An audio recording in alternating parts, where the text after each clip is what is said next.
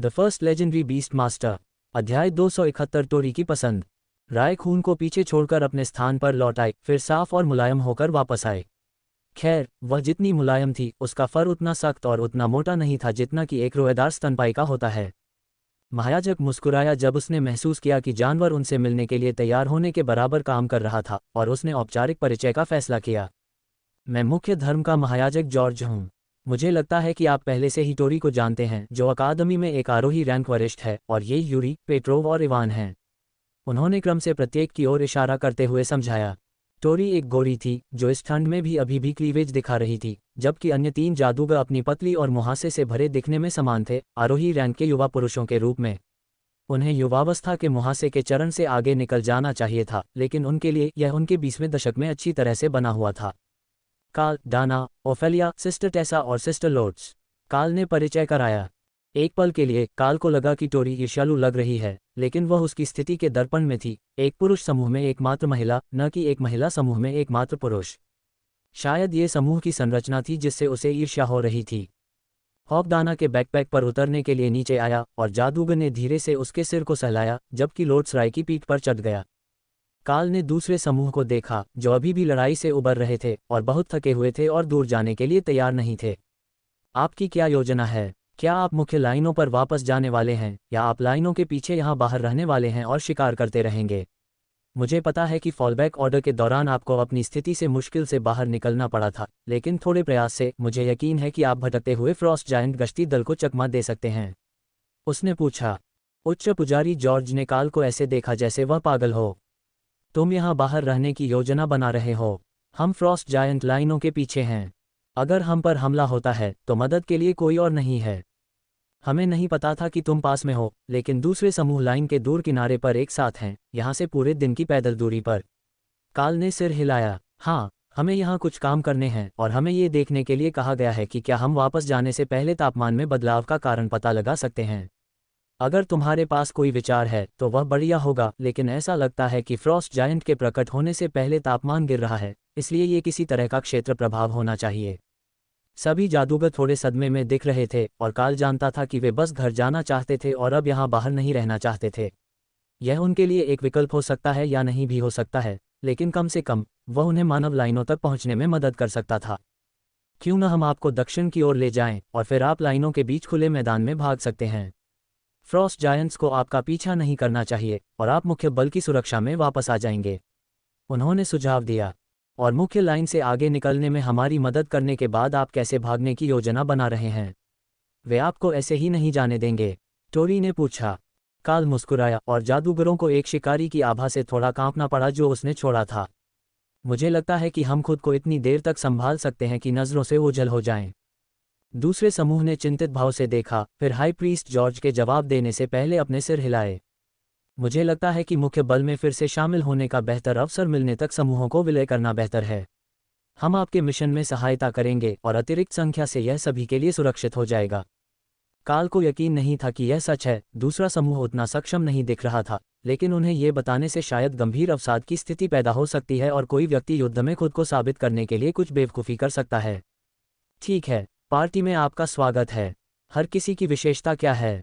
मुझे याद है कि टोरी कई जादुई मिसाइलों को फायर करने वाले ऑर्ब्स का उपयोग करती है, लेकिन बाकी सभी किस्में अच्छे हैं। उसने पूछा। जादूगरों में से एक, यूरी, काल ने सोचा, उसे एक उदास मुस्कान दी।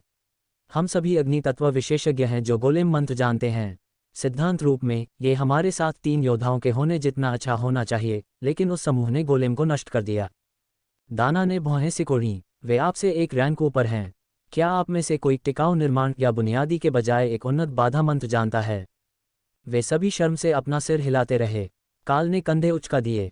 ठीक है, मैं समझ गया कि समस्या कहाँ है। स्पेशल फोर्स टीम, जैसा कि आपने उन्हें बुलाया था, ने आपको आसानी से मात दे दी, भले ही आपके पास मिशन के लिए सही बुनियादी आंकड़े थे। हम आपको अभी नए मंत्र नहीं सिखा सकते, लेकिन 3 और गोलेम और 3 और फायर मंत्रों के साथ हमें भविष्य की टीमों के साथ कोई परेशानी नहीं होनी चाहिए। बेशक उसके पास खुद की रॉयल रैंक फ्लेमिंग बॉडी क्षमता थी, साथ ही हॉक के फायरबॉल भी थे। जबकि कौशल एक रैंक अधिक था, उसका अपना मैना आउटपुट रॉयल रैंक के जादूगर या जानवर के मानक के बराबर नहीं था। इसलिए अधिकतम आउटपुट सीमित था, लेकिन इसमें कमांडर रैंक संस्करण की तुलना में अधिक पैट और मैना दक्षता थी। वह कौन सी क्षमता थी जिसका उपयोग आपने फ्रॉस्ट जायंट को समाशोधन में फेंकने के लिए किया था? जॉर्ज ने पूछा। यह एक नया फैंसी हथौड़ा है जो मुझे कुछ फ्रॉस्ट जायंट से मिला है। ये कई बार इस पर एक क्षमता को जोड़ सकता है। यह मैना के उपयोग पर क्रूर है, लेकिन जब कई उदाहरण एक साथ मॉल के बल और मेरी उन्नत शक्ति के साथ हिट करते हैं तो वे बहुत अच्छी तरह से उड़ते हैं। टोरी ने काल की ओर देखा। तुम उस तरह के नहीं दिखते हो जिसे अपनी कक्षा से बड़ी ताकत मिली हो। काल ने बस कंधे उचका दिए, लेकिन दाना हंस पड़ी। उसने ऐसा नहीं किया। उसके पास 2 जायंट स्ट्रेंथ आइटम हैं और वह शायद बिना किसी कौशल का उपयोग किए फ्रॉस्ट जायंट को बॉडी स्लैम कर सकता है। उसने समझाया। जिस बारे में बात करते हुए उन शवों की जांच करें। कमांडर रैंक के दिग्गजों के पास आमतौर पर अच्छी चीजें होती हैं, काल ने कहा। टेसा ने शवों की ओर इशारा किया। और लबादे ले लो। न केवल वे गर्म हैं, वे बर्फ के साथ घुल मिल जाते हैं, इसलिए तुम्हें पहचानना इतना आसान नहीं है। अगर हालात खतरनाक हो जाते हैं तो हम छिपने के लिए अपना खुद का बर्फीला तूफान लाएंगे। यहाँ तक कि थोर भी एक पहने हुए थे, जबकि राय और उनके गोलेम बर्फ में खुद ही घुल मिल गए थे। 100 मीटर की दूरी से काल के समूह को देखना मुश्किल था, यहाँ तक कि एक साफ दिन में भी जब बर्फ नहीं गिर रही थी। जॉर्ज ने जो सफ़ेद पादरी वस्त्र पहने हुए थे उसके साथ लबादा अच्छी तरह से चला गया और चारों जादूगरों ने जल्दी से अपना लबादा पहन लिया और खुद को थोड़ी गर्मी देने के लिए हुड लगा लिए। हम आपूर्ति लाइनों पर हमला करने और मुख्य लाइनों को उनके भोजन वितरण प्राप्त करने से रोकने के लिए मुख्य लाइनों से दूर जाने वाले थे। क्या आप इसके लिए तैयार हैं, या हमें आपको अपना मन और सहनशक्ति ठीक करने के लिए थोड़ा और समय देना चाहिए? काल ने पूछा। जॉर्ज ने उन्हें भ्रमित नज़र से देखा। क्या सहनशक्ति को पुनर्जीवित करना इतना आसान है? एक बार जब आप थक जाते हैं तो आप थक जाते हैं। या क्या ये बहनें ताज़ा करने वाले मंत्र जानती हैं? वे दोनों, साथ ही लाइटनिंग सिरो। वास्तव में थोर, क्या आप अपने लाइटनिंग को पूरे समूह पर फैला सकते हैं? वे मदद ले सकते हैं, काल ने उत्तर दिया। थोर वास्तव में अजनबियों पर भरोसा नहीं करता था, लेकिन काल ने पूछा था, इसलिए उसने उन्हें बिजली से ढक दिया और फिर उसे खुद से अलग कर लिया। अगर अवरोध टूट गया तो टूट गया। वह अपनी ऊर्जा का उपयोग इसे सक्रिय रखने में तब तक नहीं करेगा जब तक कि वह इन नए मनुष्यों पर भरोसा न कर ले जो पैक का हिस्सा नहीं थे। थोर आमतौर पर बहुत अधिक स्वागत करने वाला था और उसे लोगों से टकराना और ध्यान आकर्षित करना पसंद था, इसलिए सावधानी ने काल को सतर्क कर दिया। अगर इस समूह में कुछ गड़बड़ थी तो वह समझना चाहता था कि यह क्या है इससे पहले कि यह उन सभी को परेशानी में डाल दे। 1 और मिनट के आराम के बाद समूह फिर से आगे बढ़ने के लिए तैयार था और काल ने अपने धनुष को हाथ में लेकर बिंदु स्थिति ली, फिर हॉक को स्काउट करने के लिए भेजा। हमें एक आपूर्ति काफिला खोजें जो इतना छोटा हो कि हमारा समूह अकेले उससे लड़ सके। बस मामले में उसने उनके स्काउट को निर्देश दिया। समझ गया, इन सुअरों के साथ एक है, थोर के आकार का। क्या आपको लगता है कि उनका स्वाद अच्छा है? हॉक ने पूछा। ढूंढने का केवल एक ही तरीका है, बाहर। ठीक है, हमारा लक्ष्य मिल गया है। यह एक छोटा सा आपूर्ति काफिला है जो फ्रॉस्ट जायंट्स के लिए सुअल आ रहा है। अगर हम उनमें से पर्याप्त को रोक सकते हैं तो इससे उनकी रेखाएं अस्थिर हो जाएंगी। काल ने नए लोगों को समझाया। टोरी ने समझ में सिर हिलाया, जबकि अन्य लोगों के चेहरे पर खटास आ गई, जबकि उच्च पुजारी थोड़ा पराजित दिखाई दिया। यह अजीब था, आपूर्ति काफिलों पर हमला करना अपने समूह को फिर से आपूर्ति करने का एक शानदार तरीका था, इसलिए अधिकांश लोगों को सक्रिय सैन्य इकाइयों के बजाय उनसे लड़ना चाहिए। अध्याय 272 प्रचुर मात्रा में पोर्क। जंगल में उनकी प्रगति धीमी थी क्योंकि 3 पुरुष जादूगर अपने पैरों को घसीट रहे थे, युद्ध में आगे बढ़ने के लिए तैयार नहीं थे, लेकिन कुछ भी कहने के लिए पर्याप्त साहसी नहीं थे। ये लगभग 5 मिनट तक जारी रहा, इससे पहले कि काल को ये सब समझ में आ जाए। देखो, अगर तुम युद्ध में नहीं जाना चाहते तो ये तुम्हारी गलती है। तुम्हें हमारे मिशन में शामिल होने की ज़रूरत नहीं है, लेकिन मैं घसीटने और टालमटोल करने के लिए तैयार नहीं हूँ। या तो तुम कार्यक्रम में शामिल हो जाओ या पीछे रहो, उसने जोर दिया। दूसरे समूह के पुरुष हैरान और अपमानित दिख रहे थे, लेकिन टोरी ने शायद ध्यान नहीं दिया होगा क्योंकि वह दाना के साथ जादुई मिसाइलों के बारे में बात करने में व्यस्त थी। जब समूह रुका तो उसने देखा, जबकि काल उनके जवाब का इंतजार कर रहा था। जैसा कि मैंने कहा, यह आप पर निर्भर है। यदि आप यहाँ नहीं रहना चाहते हैं तो यहाँ न रहें, लेकिन हमले के कार्यक्रम में ढिलाई बरतकर आप आराम कर सकते हैं, ये स्वीकार्य नहीं है। आपके पास निर्णय लेने के लिए 10 सेकंड हैं, उसके बाद मैं आपको पीछे छोड़ दूंगा। टोरी ने हंसते हुए कहा और समूह के बाकी लोगों ने उसे घूर कर देखा, फिर अन्य 3 जादूगर तुरंत बैठ गए, जबकि उच्च पुजारी ने उन्हें घूर कर देखा। समझ गया, भाई जॉर्ज, यदि आप इतने दयालु हैं कि आप रुकें और उन्हें सुरक्षित रखें, हम कुछ घंटों में आपकी जांच करने के लिए वापस आएंगे। काल ने घोषणा की, फिर समूह के सामने वापस आया और तेजी से आगे बढ़ा। दाना ने टोरी को अपने और टेसा के साथ थोर के पास खींच लिया, जबकि ओफेलिया समूह के सामने काल के बगल में गिर गई। क्या आप निश्चित हैं कि यह बुद्धिमानी है? बर्स्कर ने पूछा।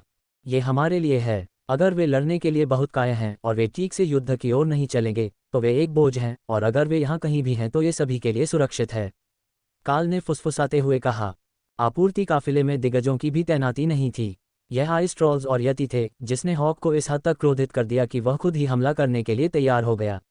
ये सभी आरोही रैंक या उससे कम थे, लेकिन काल ने उसे क्षेत्र का पता लगाने और लक्ष्य चुनने के लिए कहा था, सभी के आने से पहले हमला न करने के लिए। हम पेड़ों को छोड़कर पगडंडी के पास पहुंचने वाले हैं। एक बार जब मैं पहला हमला शुरू कर दूंगा तो आप शामिल हो सकते हैं और उन्हें भागने से रोक सकते हैं। काल ने हॉक को निर्देश दिया। आखिरकार, आपको इतना समय क्यों लगा? काल सड़क पर पहुंचते ही दाईं ओर चला गया, जबकि ओफेलिया और राय बाईं ओर चले गए। थोर सीधे सड़क पर आगे बढ़ रहा था, जबकि टोरी ने दाना को पकड़ने की पूरी कोशिश की, क्योंकि उसने अभी तक सेरों पर बैठे रहने की तरकीब नहीं सीखी थी। आइस ट्रॉल्स ने कुछ सेकंड बाद थोर को देखा और हमला करना शुरू कर दिया। तभी दाना ने टोरी को पकड़ लिया और थोर से नीचे कूद गया, चोट से बचने के लिए लाइटनिंग बैरियर का इस्तेमाल करते हुए, टक टक और रोल करते हुए। टेसा उसे हाथापाई की लड़ाई में ले जाती, लेकिन वह दाना की शैली नहीं थी। उसने थोर को घेरने के लिए अपने बख्तरबंद गोलेम को आगे भेजा और टोरी ने युद्ध की तैयारी में अपने चारों ओर गोले बनाना शुरू कर दिया। काल ने पहला तीर छोड़ा, जो लाइन के पीछे एक ट्रोल को लगा। आग में लिपटा हुआ तीर ट्रोल की छाती में धंसने के बाद कुछ सेकंड के लिए बर्फ में समा गया, फिर लपटें फैलने लगीं, जिससे प्राणी में आग लग गई। ट्रोल्स में आग के प्रति कोई प्रतिरोधक क्षमता नहीं थी, और एक बार जब आप उन्हें जला देते हैं तो वे काफ़ी ज्वलनशील हो जाते हैं, खासकर आइस ट्रोल्स। हॉक ने यति चरवाहों पर अपना गुस्सा जाहिर किया, जबकि रैमी सीधे विशाल सुअरों पर चली गई, उन्हें भागने नहीं देना चाहती थी, इससे पहले कि वह ये जान ले कि उनका स्वाद कैसा है। ब्रॉडलीफ स्पिरिट घास के साथ कुछ पतले स्लाइस उसे एक शानदार कॉम्बो लग रहे थे। काल ने एक प्रमुख यति को चेन लाइटनिंग तीर से मारा, ठीक उसी समय जब टेसा की गदा, जो बिजली और पवित्र प्रकाश में लिपटी हुई थी, उसके चेहरे से टकराई, जिससे जानवर के फर में कुछ देर के लिए आग लग गई। उसे नहीं पता था कि उसकी क्षमता ऐसा कर सकती है, लेकिन यह इन ज्वलनशील राक्षसों के लिए एक प्रभावशाली चाल थी। लड़ाई केवल 30 सेकंड तक चली, और जब वे खत्म हुए तो टोरी के पास अपनी जादुई मिसाइलों के लिए 3 होविंग ऑर्ब्स हवा में थे। वह भ्रमित और चौंकी हुई दोनों लग रही थी, क्योंकि उसे एहसास हुआ कि कुछ भी हिलता हुआ नहीं बचा था। वह जवाब के लिए दाना की ओर मुड़ी, लेकिन दूसरे जादूगर को यकीन नहीं था कि वह क्या चाहती है। ये हमेशा ऐसा ही होता है। वे काल और जानवरों से एक रैंक नीचे हैं, इसलिए वे अपने क्षेत्र के हमलों के खिलाफ लंबे समय तक नहीं टिक पाएंगे। टोरी ने अपना सिर हिलाया। हमले की शक्ति का वह स्तर बस पागलपन है, उन स्पाइडर गोलेम की तरह। वे बस चीज़ों को छूते हैं और वे टूट जाते हैं। ये सामान्य नहीं हो सकता। रे काल के मन में हंसी, जबकि लोट्स उसकी पीठ से हंसा। वे ब्लडबैथ स्पाइडर के आक्रामक अनुकूलन कौशल से प्रभावित हैं, इसलिए जितना अधिक वे किसी लक्ष्य से लड़ते हैं, उतना ही अधिक नुकसान वे उन्हें पहुंचाते हैं।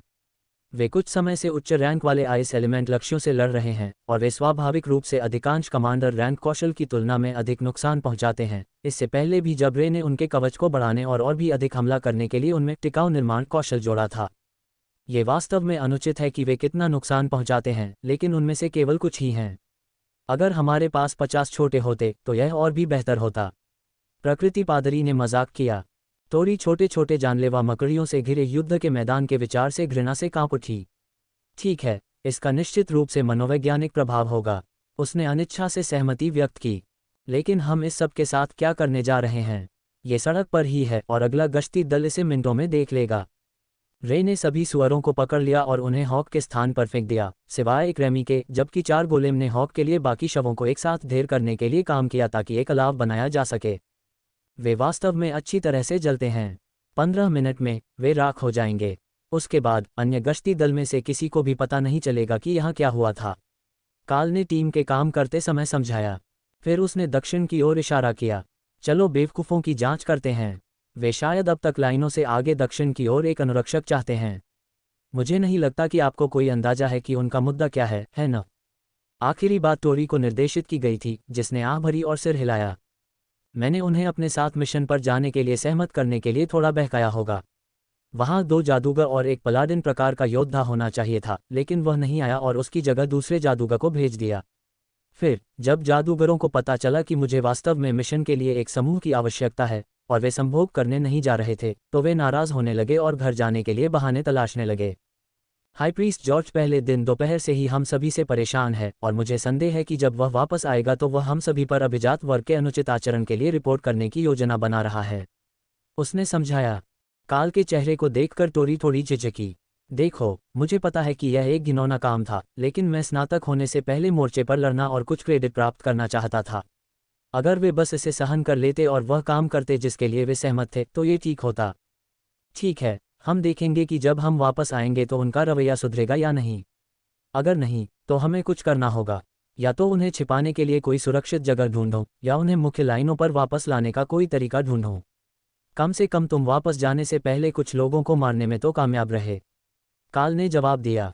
टोरी ने आह भरी और सिर हिलाया। अपने समूह में वापस जाने के लिए उत्सुक नहीं थी, जो जाहिर तौर पर काल जैसे उचित समूह के साथ स्वागत योग्य नहीं थे, जो दिग्गजों को मारने और युद्ध के प्रयास में मदद करने के लिए यहाँ थे। केवल जब वे उस स्थान पर वापस आए जहां उन्होंने समूह छोड़ा था तो वे चले गए थे। हॉक, बेवकूफ़ों को ढूंढो और मुझे बताओ कि वे कहाँ हैं, काल ने आदेश दिया। इस पर बॉस, काल ने बर्फ की जांच की और दक्षिण पूर्व की ओर द्वितीयक घाटी की ओर दौड़ते हुए 3 पैरों के निशान देखे, और चौथा समूह उनके पीछे धीमी गति से आगे बढ़ रहा था, लेकिन संभवतः जादूगरों का पीछा कर रहा था। वे अभी भी द्वितीयक घाटी के प्रवेश द्वार की ओर भाग रहे थे। पादरी उनसे बहुत पीछे है, लेकिन वह उनके पदचिह्नों का अनुसरण कर रहा है। क्या मुझे उनका पीछा करते रहना चाहिए? हॉक ने उत्तर दिया। हमें निर्णय लेने के लिए 1 मिनट दें। हम उन्हें जाने दे सकते हैं और उनके दूसरे जादूगर को थोड़ी देर के लिए रख सकते हैं, काल ने उत्तर दिया। सभी 4 पालतू जानवर इस पर हंसे। वे बेकार लोगों को वापस क्यों चाहते हैं? इसके अलावा वे प्यारे या पपड़ीदार भी नहीं थे। लोट्स ने बर्फ में खींचे गए प्रतीकों के एक सेट की ओर इशारा किया। यह पादरी का संक्षिप्त नाम है। ये कहता है कि जादूगर भाग गए हैं और उसे उनके पीछे जाना है, तो मुझे लगता है इसका क्या मतलब होना चाहिए कि वह टोरी पर नज़र रखे। अध्याय 273 भगोड़े। टोरी ने बेसब्री से काल के अपने पालतू जानवरों के साथ संवाद समाप्त करने का कुछ मिनट तक इंतजार किया, इससे पहले कि उसे एहसास हुआ कि वह बाकी लोगों को ये बताना भूल गया था कि क्या हो रहा था। क्या आप बाकी लोगों को विस्तार से बताना चाहेंगे? उसने चुपचाप, निराश होकर पूछा, लेकिन काल का अपमान करने के लिए उत्सुक नहीं थी। हॉक ने उन्हें ढूंढ लिया है और वह उनका पीछा कर रहा है। मैंने उसे उनके भागने के रास्ते में कुछ समूहों को खत्म करने के लिए कहा है, ताकि वे खाली घाटी तक पहुंचने से पहले बाधित न हों। उसके बाद उन्हें तब तक ठीक रहना चाहिए जब तक उन्हें एहसास नहीं हो जाता कि दक्षिण दर्रे पर फ्रॉस्ट जायंट्स ने बैरिकेड लगा दिया है और उन्हें पहाड़ों पर जाना होगा। पादरी जल्द ही उनसे मिल जाएगा। वह अपनी गति बढ़ा रहा है और जादूगर फिर से लगभग थक चुके हैं, काल ने हॉक की तरफ से अपडेट सुनते हुए समझाया। टोरी ने निराशा में अपना सिर हिलाया। वे क्या सोच रहे हैं? हमने सेना के जरिए तैनाती के लिए साइन अप किया है। अगर वे अपने समूह के बाकी सदस्यों के बिना वापस भागते हैं तो उन्हें यह बताना होगा कि क्या हुआ, या शायद वे हम सभी को यहाँ लाइन के पीछे मरने की उम्मीद कर रहे हैं। उसके मुंह से निकलते ही ये शब्द एक रहस्योद्घाटन की तरह लग रहे थे। वे दुश्मन की रेखा के पीछे थे। उनके आसपास की हर चीज़ को शत्रुतापूर्ण माना जा सकता था और कोई भी मदद के लिए नहीं आ रहा था। आपूर्ति लाइनों पर हमला करने से भूखे फ्रॉस्ट जायंट्स की प्रतिक्रिया भड़केगी, और अब उनमें से केवल 6 ही थे। भले ही बाकी लोग बहुत बेकार थे, फिर भी वे जिंदा रहना चाहते थे और उन्हें सिर्फ इसी कारण से लड़ना चाहिए। उन्हें लग सकता है कि हम मुश्किल में हैं, लेकिन जब तक उन्हें कोई स्काउट टीम नहीं मिल जाती जो अभी तक पीछे नहीं हटी है, तो वे जल्द ही समस्याओं से घिर जाएंगे। उस घाटी में बहुत ठंड पड़ती है और उन्हें आश्रय की ज़रूरत होगी। अगर वे अंधेरे से पहले किसी गुफा की तलाश करने के लिए पर्याप्त समझदार नहीं हैं, तो उन्हें एक मुश्किल रात का सामना करना पड़ेगा और आग दिग्गजों को आकर्षित करेगी, काल ने उसे आश्वस्त किया। टोरी उलझन में दिखी। फिर तुम कैसे गर्म रहती हो? काल हंसा और दाना ने उसके कंधे पर थपथपाया। हम आग जलाते हैं। खैर, एक जादुई आग। हमारे पास रात को निगरानी करने का अच्छा शेड्यूल है, इसलिए हम पर घात लगाए जाने की संभावना नहीं है। घात लगाए जाने की बात करते हुए, क्या हमें ये देखने जाना चाहिए कि हॉक द्वारा खोए हुए जादूगरों की देखभाल करने के दौरान क्या हमें कुछ मिला है? लोट्स ने सुझाव दिया। यह कोई बुरा विचार नहीं है। उनके पास सड़क पर आने वाले कई काफिले होने चाहिए और हम आज ही स्टॉक कर सकते हैं। मैं स्थिति के बारे में रेडियो पर बात करूंगा और फिर हम वापस सड़क पर चले जाएंगे, काल ने सहमति जताई। क्षेत्रीय कमान, ये टीम 95,988 है। हमने टीम 62,345 से एक अतिरिक्त आरोही सदस्य प्राप्त किया है। 62,345 के अन्य सदस्य द्वितीय घाटी के माध्यम से दक्षिण की ओर जा रहे हैं। हमने विशेष बल टीम, साथ ही एक खाद्य आपूर्ति काफिले को समाप्त कर दिया है। निरंतर शिकार के लिए स्थिति बना रहे हैं, काल ने उन्हें सूचित किया। समझ गया। 95,988। आपके बढ़े हुए सदस्य संख्या को नोट किया गया है। टोरी ने उसकी ओर देखा। बस इतना ही। हाँ, उन्हें वास्तव में सभी विवरण सुनने की आवश्यकता नहीं है। वे या तो उन्हें डीब्रीफिंग में ले लेंगे या वे बिल्कुल भी मायने नहीं रखेंगे। ये जानना कि हमारे पास 6 लोग हैं, जिनमें से 5 आरोही और युद्ध में सक्षम हैं, उनके लिए योजना बनाने और हमारी रिपोर्ट रिकॉर्ड करने के लिए पर्याप्त है। अब जब उन्हें पता चल गया है कि हम यहाँ हैं और शिकार कर रहे हैं, तो वे जायंट्स के कुछ काफिलों को कम करने की योजना बनाएंगे, जिससे 1 या 2 सप्ताह तक लगातार हमलों के बाद कुछ राशनिंग हो जाएगी। काल ने सहमति जताई। लेकिन ऐसा नहीं लगता कि आप सिर्फ कुछ काफिलों को मारना चाहते हैं। मैंने आपकी टीम के बारे में जो देखा है, उससे लगता है कि आप उनकी आपूर्ति लाइनों को तब तक नष्ट करते रहेंगे जब तक कि वे पागल न हो जाएं और ऐसी टीमें भेजना शुरू न कर दें जिनसे आप अब और नहीं लड़ सकते, टोरी ने बताया। लोट्स मुस्कुराया। वह जल्दी सीखती है। हॉक पुरुषों के लिए रास्ता साफ करने में कैसा कर रहा है। काल ने मन ही मन जांच की और पाया कि हाई प्रीस्ट ने घाटी के अंदर जादूगरों को पकड़ लिया था और वह उन्हें उठने और अंधेरा होने से पहले पहाड़ियों में दक्षिण पश्चिम की ओर जाने के लिए प्रोत्साहित कर रहा था। ऐसा लगता है कि हाई प्रीस्ट को पता है कि वह क्या कर रहा है। उन्हें ठीक होना चाहिए। हॉक वापस आ रहा है। चलो सड़क के पास अपनी स्थिति बना लेते हैं ताकि हम अगले समूह से टकराने के लिए बहुत दूर न हों। जो लोग पर्याप्त तेजी से नहीं दौड़ सकते थे, वे दोनों घोड़ों पर अपनी सीट पर बैठ गए, जबकि काल और ओफेलिया पेड़ों के बीच से दौड़ते हुए निकल गए। मुझे एक और समूह मिला। बाएं मुड़ें, वे हमारी अपेक्षा से कहीं अधिक दूर हैं, हॉक ने निर्देश दिया। काल ने 2 जानवरों के साथ ही मुड़कर देखा, जिससे भ्रमित ओफेलिया उसका पीछा करने लगी। अगला काफिला उम्मीद से कहीं आगे निकल गया। वे आग के कारण धीमे नहीं हुए। हम अगले काफिले के लिए वापस जाने से पहले उन्हें पकड़ लेंगे ताकि मुख्य बल को आज इस दिशा से कोई काफिला न मिले, काल ने समझाया। समझ गया। समूह कितना बड़ा है, ओफेलिया ने भागते हुए पूछा। पिछले वाले जितना ही, लेकिन उनमें से कुछ घायल हैं। मुझे लगता है कि उन पर राक्षसों ने हमला किया था, काल ने समझाया। इसका मतलब है कि उनके पास सुअर भी नहीं है, राय ने नोट किया।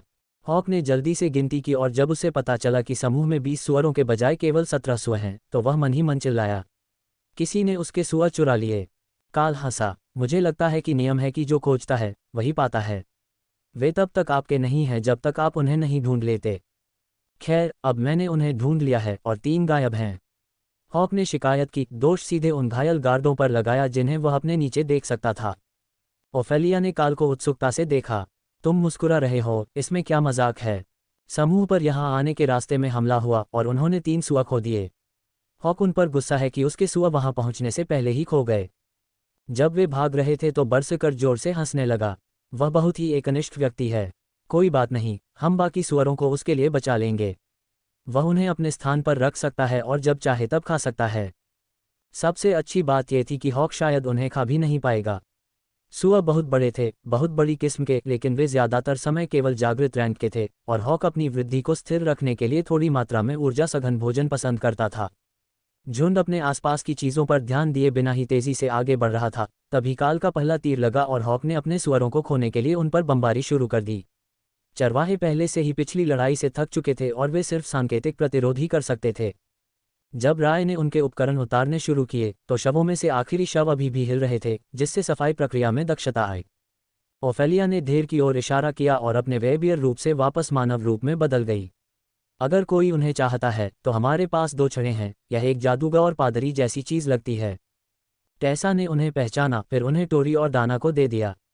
वे दोनों ही मंत्र की लागत कम करने के लिए हैं, इसलिए इससे कोई फर्क नहीं पड़ता कि कौन कौन सी लेता है। उनमें बहुत ज्यादा मैना भी है क्योंकि वे आरोही रैंक की छड़ें हैं। जब टेसा ने यति के पहने हुए चमड़े के कपड़ों को खंगाला तो टोरी चौंक गई। नहीं, सब स्क्रैप क्वालिटी का है। ठीक है, हम इसे ढेर पर फेंक सकते हैं और कोई भी अन्य हथियार जादुई नहीं है, उसने समझाया। सुअर पहले से ही हॉक के स्थान पर थे, इसलिए पक्षी ने शवों के ढेर में आग लगा दी, ट्रॉल से शुरू करते हुए। इससे वे ज्यादातर निशान छिप जाएंगे जो वे यहाँ थे, जबकि वे आपूर्ति के अगले समूह को खोजने के लिए सड़क पर भागे थे। काल को नहीं पता था कि वे एक दिन में कितने समूह भेज रहे थे, लेकिन मुख्य लाइन पर सभी फ्रॉस्ट जायंट्स के लिए 2 पर्याप्त नहीं लग रहे थे। इसलिए हॉक को अगले समूह के लिए सड़क की जांच करने के लिए वापस भेजा गया। बस अगले 20 किलोमीटर तक कुछ नहीं था। सड़क साफ थी और सुअर इतने तेज नहीं थे कि वे उससे आगे निकल जाएं। उसे उस लड़ाई के निशान मिले जिसने लापता जानवरों को मार डाला था, जिन्हें पहले से ही एक वारबियर और उसके शावकों द्वारा लगभग नंगा कर दिया गया था। अब जब उसे पता चल गया कि ऐसा किसने किया था, तो हॉक अब नाराज नहीं था। उसे सहज रूप से प्रजाति पसंद थी और उन्हें अच्छा भोजन देने से कोई गुरेज नहीं था। ठीक है, हॉक का कहना है कि आसपास कोई और समूह नहीं है। चलो रात के लिए एक अच्छी जगह ढूंढते हैं और वहां बस जाते हैं। हम कल और अधिक आपूर्ति काफिलों की तलाश कर सकते हैं, काल ने घोषणा की। अध्याय 274 गुम डिलीवरी। प्रश्नवाचक चिन्ह। हॉक ने उन्हें रात के लिए एक और अच्छी गुफा ढूंढी जो आराम से रहने के लिए काफ़ी बड़ी थी, लेकिन राय के रेशम से बंद दरवाजे के साथ आसानी से गर्म होने के लिए काफ़ी छोटी थी। आज रात वे एक कदम और आगे बढ़ गए क्योंकि वे बर्फ से ढके हुए क्षेत्र में थे और उन्होंने रेमी को प्रवेश द्वार के ढक जाने के बाद आधे घंटे के लिए बर्फीला तूफान मंत्र सक्रिय रखने के लिए कहा, जिससे उनके ट्रैक मिट गए और प्रवेश बिंदुओं पर बर्फ जमा हो गई। इस गुफा में 3 थे जो इष्टतम नहीं थे, लेकिन वे सभी इतने छोटे थे कि फ्रॉस्ट जायंट्स अंदर नहीं जा सकते थे। यह महत्वपूर्ण हिस्सा था क्योंकि किसी को भी उम्मीद नहीं थी कि आपूर्ति काफिले के एस्कॉर्ट्स जंगल में घूम रहे होंगे और छिपने के स्थानों की तलाश कर रहे होंगे जहां घात लगाने वाले उनका इंतजार कर रहे होंगे। लोट्स और टेसा ने खाना बनाना शुरू कर दिया, जिससे टोरी फिर से घबरा गई, लेकिन दोनों मौलवी केवल हंसे। हॉक अभी भी बाहर स्काउटिंग कर रहा है और रे बाहर पेड़ पर है। अगर हमारे लिए कुछ आ रहा है तो हम जान जाएंगे। जब हम मैदान में होते हैं तो अच्छा खाना न खाने का कोई कारण नहीं है और यह हमें हर 10 दिन में अपना राशन फिर से भरने के लिए वापस लौटने से बचाता है। वास्तव में हमने अपने पैक में से किसी को भी नहीं छुआ है, इसलिए वे अभी पूरी तरह से जमे हुए हो सकते हैं, टेसा ने समझाया। टोरी ने सिर हिलाया। कल हमारे साथ भी यही हुआ। हीटर के काम करना बंद करने के बाद भी भोजन अभी भी लगभग ठंडा था, लेकिन अब जम नहीं रहा था। हमें पुजारी से पानी बनाने के लिए कहना पड़ा ताकि हम कुछ पी सकें, क्योंकि हम अपनी कैंटीन को पिघला नहीं सकते थे। आपके अन्य जादूगरों के पास अग्नि जादू था, तो क्यों न थोड़ी गर्मी पैदा की जाए। भले ही आपने पहले सब कुछ डिफ्रॉस्ट कर दिया होता, ये बेहतर होता। टेसा ने काल की तलवार की ओर इशारा करते हुए पूछा, जो वर्तमान में कमरे के हीटर और खाना पकाने के बर्तनों के लिए गर्म ग्रिल के रूप में दोहरा काम कर रही थी। गोरी जादूगरनी ने हंसते हुए काल की ओर इशारा करते हुए एक इशारा भरी मुस्कान बिखेरी। ठीक है, दूसरी टीम में कोई भी उस तरह का प्रभावशाली हथियार नहीं रख रहा था जिसे तुमने छिपा कर रखा है। दाना और टेसा ने भी उसे घृणित नज़रों से देखा, जबकि काल ने ठहाका लगाया और टोरी ने एक दुखी मुस्कान के साथ अपना सिर हिलाया। माफ़ करें, यह आदत बन गई है। मेरी माँ हमेशा मुझसे कहती थी, जो तुम्हें चाहिए उसे पाने के लिए जो तुम्हारे पास है उसका इस्तेमाल करो, और हो सकता है कि मैं तकनीक के साथ थोड़ा ज़्यादा आगे निकल गई हूँ। टेसा की भौहें एक दुर्भावनापूर्ण मुस्कुराहट में बदल गईं और उसने कटी हुई सब्जियां बर्तन में डालते हुए हंसी। शायद थोड़ा ज्यादा हो गया। तुम लगभग मारे गए क्योंकि तुम्हारा समूह सिर्फ सेक्स करने की उम्मीद में आया था। उनका अपना काम करने का कोई इरादा भी नहीं था। ये थोड़ा ज्यादा है, लेकिन जब तक तुम सही काम करने की कोशिश कर रहे हो, हम तुम्हारे खिलाफ कुछ नहीं करेंगे। हमारे समूह के पास अगले साल साथ में यात्रा करने का एक जादुई अनुबंध है और हमें नाटक या आपसी लड़ाई की ज़रूरत नहीं है। इसके अलावा अगर तुम जानवरों का पक्ष खो देते हो तो तुम हमारे पास मौजूद सबसे मजबूत रक्षात्मक जादू खो दोगे। हम युद्ध में अतिरिक्त हाथ पाकर खुश हैं, लेकिन आसान लड़की की दिनचर्या पादरी के साथ दोस्ती नहीं करती। टोरी कहीं शर्मिंदा और अपमानित दिख रही थी और काल ने सोचा कि वह शर्मिंदगी में गुफा से बाहर निकल सकती है, लेकिन एक पल के बाद वह शांत होने लगी और युद्ध पादरी की ओर सिर हिलाते हुए अपनी आंखों से आंसू पोंछे। मैं समझता हूँ, मुझे अपने साथ रखने के लिए धन्यवाद। मेरा वचन है, जब तक हम किसी एक बेस पर वापस पहुंचेंगे तब तक मैं सब कुछ ठीक कर लूंगा। काल, मैं अपनी स्थिति के लिए क्षमा चाहता हूँ। दाना, मैं तुम्हारे आदमी के साथ छेड़खानी करने के लिए क्षमा चाहता हूँ। अब दाना की बारी थी कि वह लाल हो जाए, लेकिन उसने आरोप का खंडन करने के लिए कुछ नहीं कहा। लोट्स ने एक तवे पर सुअर के मांस के कटे हुए टुकड़े रखे, जिससे एक तीखी आवाज़ आई जिसने सभी का ध्यान भटका दिया। मुझे खुशी है कि हमने ये सब जल्दी ही निपटा लिया। अब खाना लगभग तैयार है और फिर हम रात की पहरेदारी करेंगे।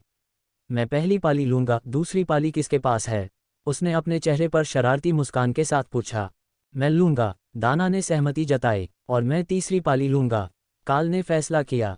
इससे वह नाश्ते के लिए सभी के जागने पर पहरेदारी करेगा, जो हॉक को उनके सुबह के स्काउटिंग मिशन शुरू करने के लिए भेजने का सबसे अच्छा समय था।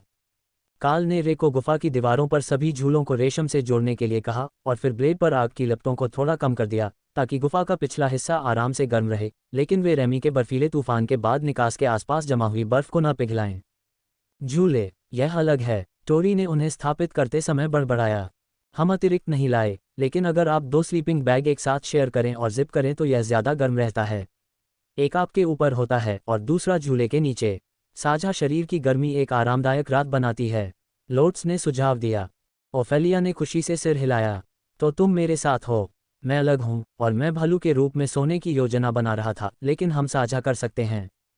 टोरी इस विचार के बारे में संशय में थी, लेकिन एक बार जब सोने का समय हो गया और उसने बिस्तर पर चढ़ने के लिए अपने जूते उतार दिए, तो उसे पता चला कि एक कारण था कि किसी और ने स्पॉट बदलकर ओफेलिया का स्वागत करने के लिए स्वेच्छा से आगे नहीं आया था। भालू गले लगाने वाला था और उसने जादूगरनी को 30 सेकंड बाद एक सोए हुए बर्स्कर की बाहों में पूरी तरह से लपेट लिया था। सौभाग्य से उसने खर्राटे नहीं लिए, लेकिन ऐसा कोई तरीका नहीं था कि टोरी बर्स्कर की अलौकिक शक्ति के खिलाफ संघर्ष किए बिना बच सकती थी। काल थोड़ी देर के लिए जागा जब दाना अपनी निगरानी के लिए चली गई, और फिर कुछ घंटों बाद जब उसने उसे कार्यभार संभालने के लिए जगाया। हॉक, रे, क्या तुमने कुछ देखा है? काल ने पूछा, क्योंकि उसकी पारी समाप्त हो गई थी क्योंकि सूरज उगने वाला था। कुछ नहीं, बस सन्नाटा। छोटे जानवर भी चले गए हैं, बर्फीले तूफान ने उन्हें डरा दिया। रे ने एक छोटी सी आवाज में जवाब दिया, बाहर पेड़ों में किला। मैं जाकर देखूंगा कि सुबह का खाना कहाँ है, हॉक ने जवाब दिया, जिसका मतलब था कि फ्रॉस्ट जायंट्स को उस सुबह जो आपूर्ति मिलने वाली थी। टेसा सुबह जल्दी उठकर नाश्ता करने लगी, लोड्स को जगाए बिना सावधानी से अपने झूले से बाहर निकल गई। बेशक ये लंबे समय तक नहीं चला, क्योंकि एक बार जब छोटी पुजारिन को अतिरिक्त गर्मी के बिना ठंड लगने लगी, तो वह भी जाग गई, लेकिन इससे टेसा को खाना पकाने के बर्तन बाहर रखने और दलिया गर्म करने के लिए पर्याप्त समय मिल गया। हॉक ने क्या कहा? टेसा ने लोड्स द्वारा बनाए जा रहे फल को काटते हुए पूछा। अभी तक कुछ नहीं, हो सकता है कि उन्होंने कल के लक्ष्यों से अलग रास्ता अपनाया हो, इसलिए हॉक अभी भी तलाश कर रहा है। काल ने कंधे उचका दिए। हॉक ने निराश होने से पहले 1 और आधे घंटे तक खोज की। उन्हें कुछ खाना चाहिए। सारी आपूर्ति कहाँ है? सड़क पर अतिरिक्त हथियार भी नहीं आ रहे हैं। पहाड़ियों के ऊपर खोज पैटर्न उड़ाते हुए उसने बड़बड़ाया। हॉक को कुछ नहीं मिल रहा है। कोई अप्राकृतिक बर्फीला तूफान नहीं है, ऐसी जगह नहीं है जहां से वह जमीन न देख सके, या कोई और समस्या नहीं है, बस आज सड़क पर कुछ नहीं है, और आसपास की किसी भी दूसरी सड़क पर नहीं। काल ने समझाया, जबकि हर कोई उत्सुकता से नए अपडेट का इंतजार कर रहा था। टेसा ने अपना नोटपैड निकाला और उस पर गणित की गणनाएं लिखना शुरू कर दिया, समय समय पर दूर की ओर देखती रही, जैसे कि इससे उसे कोई तथ्य या आंकड़ा याद रखने में मदद मिलेगी। आपको क्या लगता है कि हमने जो औसत सुअर काटा उसका वजन कितना था? उसने पूछा। लगभग 2 टन, थोड़ा कम या ज्यादा। वे थोड़े से बड़े और मोटे हैं, काल ने जवाब दिया। उसने कुछ और आंकड़े लिखे, फिर संतुष्टि में सिर हिलाया क्योंकि वह उन्हें जोड़ने लगी। आप देखिए, फ्रॉस्ट जायंट्स अपने आकार की तुलना में इंसानों जितना नहीं खाते हैं। ज्यादातर जादुई जानवर नहीं खाते, वे इसके बजाय मैना का इस्तेमाल करते हैं ताकि वे अपने इलाके में ज्यादा शिकार न करें। मुख्य लाइन पर रेडियो से हमें जो मोटे आंकड़े मिल रहे हैं, उसके अनुसार मेरा अनुमान है कि उनमें से प्रत्येक काफिले ने उन्हें 2 दिन तक आपूर्ति की होगी। इसलिए आज कोई शिपमेंट नहीं हो सकता है क्योंकि हमने कल उनके 4 दिन के खाद्य आपूर्ति को निकाल लिया था, लोड्स ने समझाया। डाना एक पल के लिए उत्साहित दिखी, फिर चिंतित। तो आज हम क्या करें, और क्या संभावना है कि एक बड़ा समूह उन्हें खोजने आए? काल ने इस पर विचार किया। मैं कहूंगा कि संभावना यह है कि यह पहले एक स्काउटिंग समूह होगा, न कि एक बड़ी लड़ाकू इकाई। उनके पास ये सोचने का कोई कारण नहीं है कि यहाँ एक बड़ी सैन्य इकाई है, इसलिए वे संसाधनों को बर्बाद नहीं करेंगे। आज हम क्या करते हैं? मैं कहता हूं कि हमें इंतजार करना चाहिए। वे अपने खोए हुए भोजन की तलाश में दिग्गजों को भेजेंगे और हम उन्हें भी खत्म कर सकते हैं। अध्याय 275 आइस फ्रंट। प्रश्नवाचक चिन्ह। सुबह के समय सभी लोग गुफा में आराम कर रहे थे, क्योंकि वे मुख्य लाइनों से आने वाली रिपोर्ट सुन रहे थे, जो हर मिनट और भी भयानक होती जा रही थी। फ्रॉस्ट जायंट्स सिर्फ अपनी लाइनों पर इंतजार नहीं कर रहे थे, वे बर्फ के जादू को लॉन्च करने के लिए एक साथ काम कर रहे थे और रक्षकों पर जादुई पत्थर फेंक रहे थे। हालांकि यह कच्चा था, लेकिन तंत्र को संचालित करने वाले दिग्गजों की ताकत के साथ फ्रॉस्ट जायंट कैटापल्ट अविश्वसनीय रूप से प्रभावी साबित हो रहे थे।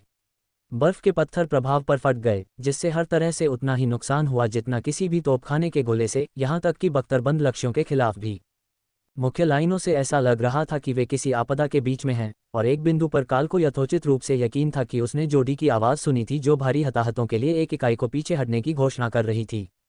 लाइन फिर से पीछे की ओर बढ़ रही थी, और दोपहर के मध्य में हाई प्रीस्ट जॉर्ज और उनकी टीम के बाकी सदस्यों को फ्रॉस्ट जायंट गश्ती दल द्वारा हमला किए जाने के बाद स्काउट्स द्वारा बचाया गया। पादरी बुरी तरह घायल हो गया था, और दोनों टीमों को आपातकालीन बचाव में बिना बताए हताहतों के साथ हवाई मार्ग से बाहर निकाला गया, जो मुख्य लाइन से इतनी दूर आसान नहीं हो सकता था। हॉक ने अभी भी सड़क पर अपनी ओर आते हुए कुछ भी नहीं देखा था, और पूरा क्षेत्र सुनसान लग रहा था। राय ने भी यही सोचा। यहाँ बस कुछ भी नहीं बचा था, और तापमान तेजी से गिर रहा था। फ्रॉस्ट जायंट्स जो कुछ भी कर रहे थे वह एक उष्णकटिबंधीय क्षेत्र को एक जमे हुए बंजर भूमि में बदल रहा था जहां कोई भी देशी जीव जीवित नहीं रह सकता था। यह उड़ने के लिए बहुत ठंडा है, यहाँ तक कि लपटों के साथ भी। हमें ये जगह छोड़ने की ज़रूरत है। हॉक ने उन्हें कुछ ही देर बाद सूचित किया। ये लगभग अंधेरा हो गया है। क्या हमें तुरंत निकल जाना चाहिए या आप गुफा में वापस आ जाएंगे और हम सुबह निकल जाएंगे? काल ने पूछा। हॉक को जवाब देने में एक पल लगा, लेकिन उसका फैसला दृढ़ था। इन बादलों के पीछे एक रिजलाइन है और वहाँ हवा और भी ठंडी है। मुझे लगता है कि हमें आज दोपहर को आगे बढ़ना चाहिए और आगे पूर्व की ओर जाना चाहिए। अगर हम यहीं रहेंगे तो हम जम जाएंगे। आश्चर्यजनक रूप से रैमी उस निर्णय पर उसके साथ थी। उसने अपना सिर बाहर निकाला और देखा कि क्या हो रहा है, फिर तुरंत अपने दलदल में लौट गई। मजबूत शमन जादू आ रहा है, उसने घोषणा की। अच्छा, ये कुछ था। अगर वह जादू को महसूस कर सकती थी तो उनके पास इस बात का जवाब था कि सब कुछ क्यों जम रहा था, बस यह नहीं पता था कि यह प्रभाव कहाँ से आ रहा था। फ्रॉस्ट जायंट राष्ट्र में कहीं और। सब लोग अपना सामान समेट लें, हमें आगे बढ़ना है। हॉक के अनुसार बर्फ के जादू की एक लहर हमारी ओर आ रही है और यह किसी भी जीवित प्राणी के लिए उपयुक्त नहीं है। ये समझा सकता है कि वे लापता जानवरों की तलाश करने के लिए किसी को क्यों नहीं भेज रहे हैं। उन्हें उम्मीद नहीं है कि ठंड की उस लहर के हमारे ऊपर से गुजर जाने के बाद कुछ भी जीवित बचेगा। काल ने समझाया। हम कहाँ जा रहे हैं? लोट्स ने पूछा। लहर का सबसे नज़दीकी किनारा यहाँ से दक्षिण पूर्व में है, इसलिए हम उस ओर जा रहे हैं और उम्मीद करते हैं कि हम उससे ठीक से आगे निकल जाएंगे। अगर हम ऐसा नहीं कर पाते हैं तो हमें एक गुफा ढूंढनी होगी या एक मजबूत किला बनाना होगा जहां हम तब तक छिपे रहेंगे जब तक कि यह गुजर न जाए और तापमान फिर से ठंडा न हो जाए। काल ने समझाया। वे अपने बैग लोड करने में बहुत अच्छी तरह से अभ्यस्त हो रहे थे और खाना पकाने के बर्तनों के अलावा केवल झूला और स्लीपिंग बैग ही बाहर आए थे। कुछ ही मिनटों में वे लोड हो गए और काल ने सभी को सवारी देने के लिए थोर और रे को बुलाया, जबकि हॉक अपने बैकपैक पर उतरने और गर्म होने के लिए नीचे आया। ऊपर का तापमान इतना ठंडा है कि आइस मैजिक मेरी लपटों को कम कर रहा है, हॉक ने समझाया। मैं दूसरों को इसकी सूचना दूंगा। कमांड ग्रुप और सभी मोबाइल यूनिट्स के लिए तत्काल संदेश। ये टीम 95,988 है। आने वाले तूफान के पीछे आइस मैजिक की एक लहर है जो आग के जादू की बाधाओं को खत्म करने के लिए पर्याप्त शक्तिशाली है। हम जादू के रास्ते से बचने के लिए निर्दिष्ट क्षेत्र से बाहर जा रहे हैं और मैं सलाह देता हूं कि सभी इकाइयां जो सुरक्षित शिविर तक पहुंचने में असमर्थ हैं वे तुरंत आश्रय लें, क्योंकि अगले 2 घंटों के भीतर तूफान मुख्य लाइनों पर होगा। रेडियो पर पहले से ही अराजक संदेश तब और तेज हो गए जब फ्रंट लाइन कमांड ग्रुप को एहसास हुआ कि सिर्फ एक मामूली ठंड से ज्यादा कुछ चल रहा था। उन्होंने आदेश जारी करना और सैनिकों को स्थानांतरित करना शुरू कर दिया, जिसके लिए काल तुरंत आभारी थे। वे उसकी बात पर संदेह कर सकते थे या देरी कर सकते थे, लेकिन उन्होंने उसकी रिपोर्ट पर विश्वास करना और तुरंत उस पर कार्रवाई करना चुना, जिससे आइस मैजिक के युद्ध में पहुंचने पर कुछ लोगों की जान बच जानी चाहिए। जब कोल्ड फ्रंट आगे बढ़ेगा तो फ्रॉस्ट जायंट्स निश्चित रूप से हमला करेंगे, जिससे इंसानों को जादुई ठंड में लड़ने के लिए मजबूर होना पड़ेगा, लेकिन कम से कम वे इसमें अकेले नहीं फंसेंगे। खैर, उनमें से ज्यादातर ऐसा नहीं करेंगे। अभी भी कुछ स्काउट्स लाइन तक पहुंचने के लिए बहुत दूर थे और वे अपनी हरकतों की रिपोर्ट गुफाओं में कर रहे थे, जहां वे तब तक बैरिकेड और छिपने का इरादा रखते थे जब तक कि तूफान गुजर न जाए। आइस मैजिक का एक बड़ा नुकसान ये था कि इसमें प्रवेश की कमी थी। फायर मैजिक के विपरीत, जो एक ठोस सतह को जलाने की कोशिश करता है, आइस मैजिक इसे कोट करता है और इसे जमा देता है। इसलिए यदि आप अपने आश्रय को अच्छी तरह से सील कर सकते हैं तो जादू स्वाभाविक रूप से इसे सील कर देगा और आप सतह के जमने के दौरान अंदर से गर्मी कर सकते हैं। इसलिए फ्रॉस्ट जायंट्स ठंड के दौरान हमला करेंगे। बर्फ की दीवार से अपने आश्रयों में जमे हुए इंसानों के साथ वे बैठे हुए लक्ष्य थे और उनके टेंट और घरों के साथ उन्हें आसानी से तोड़ा जा सकता था। ओफेलिया को अब भी ठंड का सामना करने के लिए वेबियर के रूप में बदलना पड़ा और अन्य जानवरों ने अपने लबादे को अपने चारों ओर कसकर खींच लिया, क्योंकि जानवर बर्फ में भागने लगे, जितना संभव हो सके जादू की आने वाली लहर से दूर हो गए। सौभाग्य से वे पहले से ही तूफान के किनारे के पास थे और जैसे ही वे भागे, तापमान असामान्य लेकिन गैर जादुई ठंड पर वापस लौटने लगा, जिसे उन्होंने पहली बार इस क्षेत्र में रहने पर अनुभव किया था। जब तक सूर्यास्त होने लगा, वे तूफान के मोर्चे से काफी दूर थे, जो पहले से ही उनके पास से गुजर चुका था, और तापमान फिर से जमने के करीब था। लेकिन वे सामने की रेखा से इतने दूर थे कि उन्हें तैनात किया गया था कि रेडियो सिग्नल फीका पड़ रहा था। काल ने मानचित्र की जांच की और पाया कि एन्कोडेड रेडियो स्टेशन गाइड में कोई रिपीटर सूचीबद्ध नहीं था। इसलिए उसने बस रेडियो को स्कैन पर रखा, एक करीबी सिग्नल की तलाश में।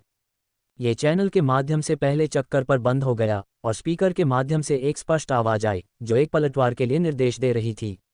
आने वाले सिग्नल का स्तर इतना मजबूत था कि उन्हें स्रोत के करीब होना पड़ा, लेकिन यूनिट मूवमेंट के जितने आदेश दिए जा रहे थे उससे ऐसा लग रहा था कि वे लाइन के दूसरे हिस्से में आ गए हैं।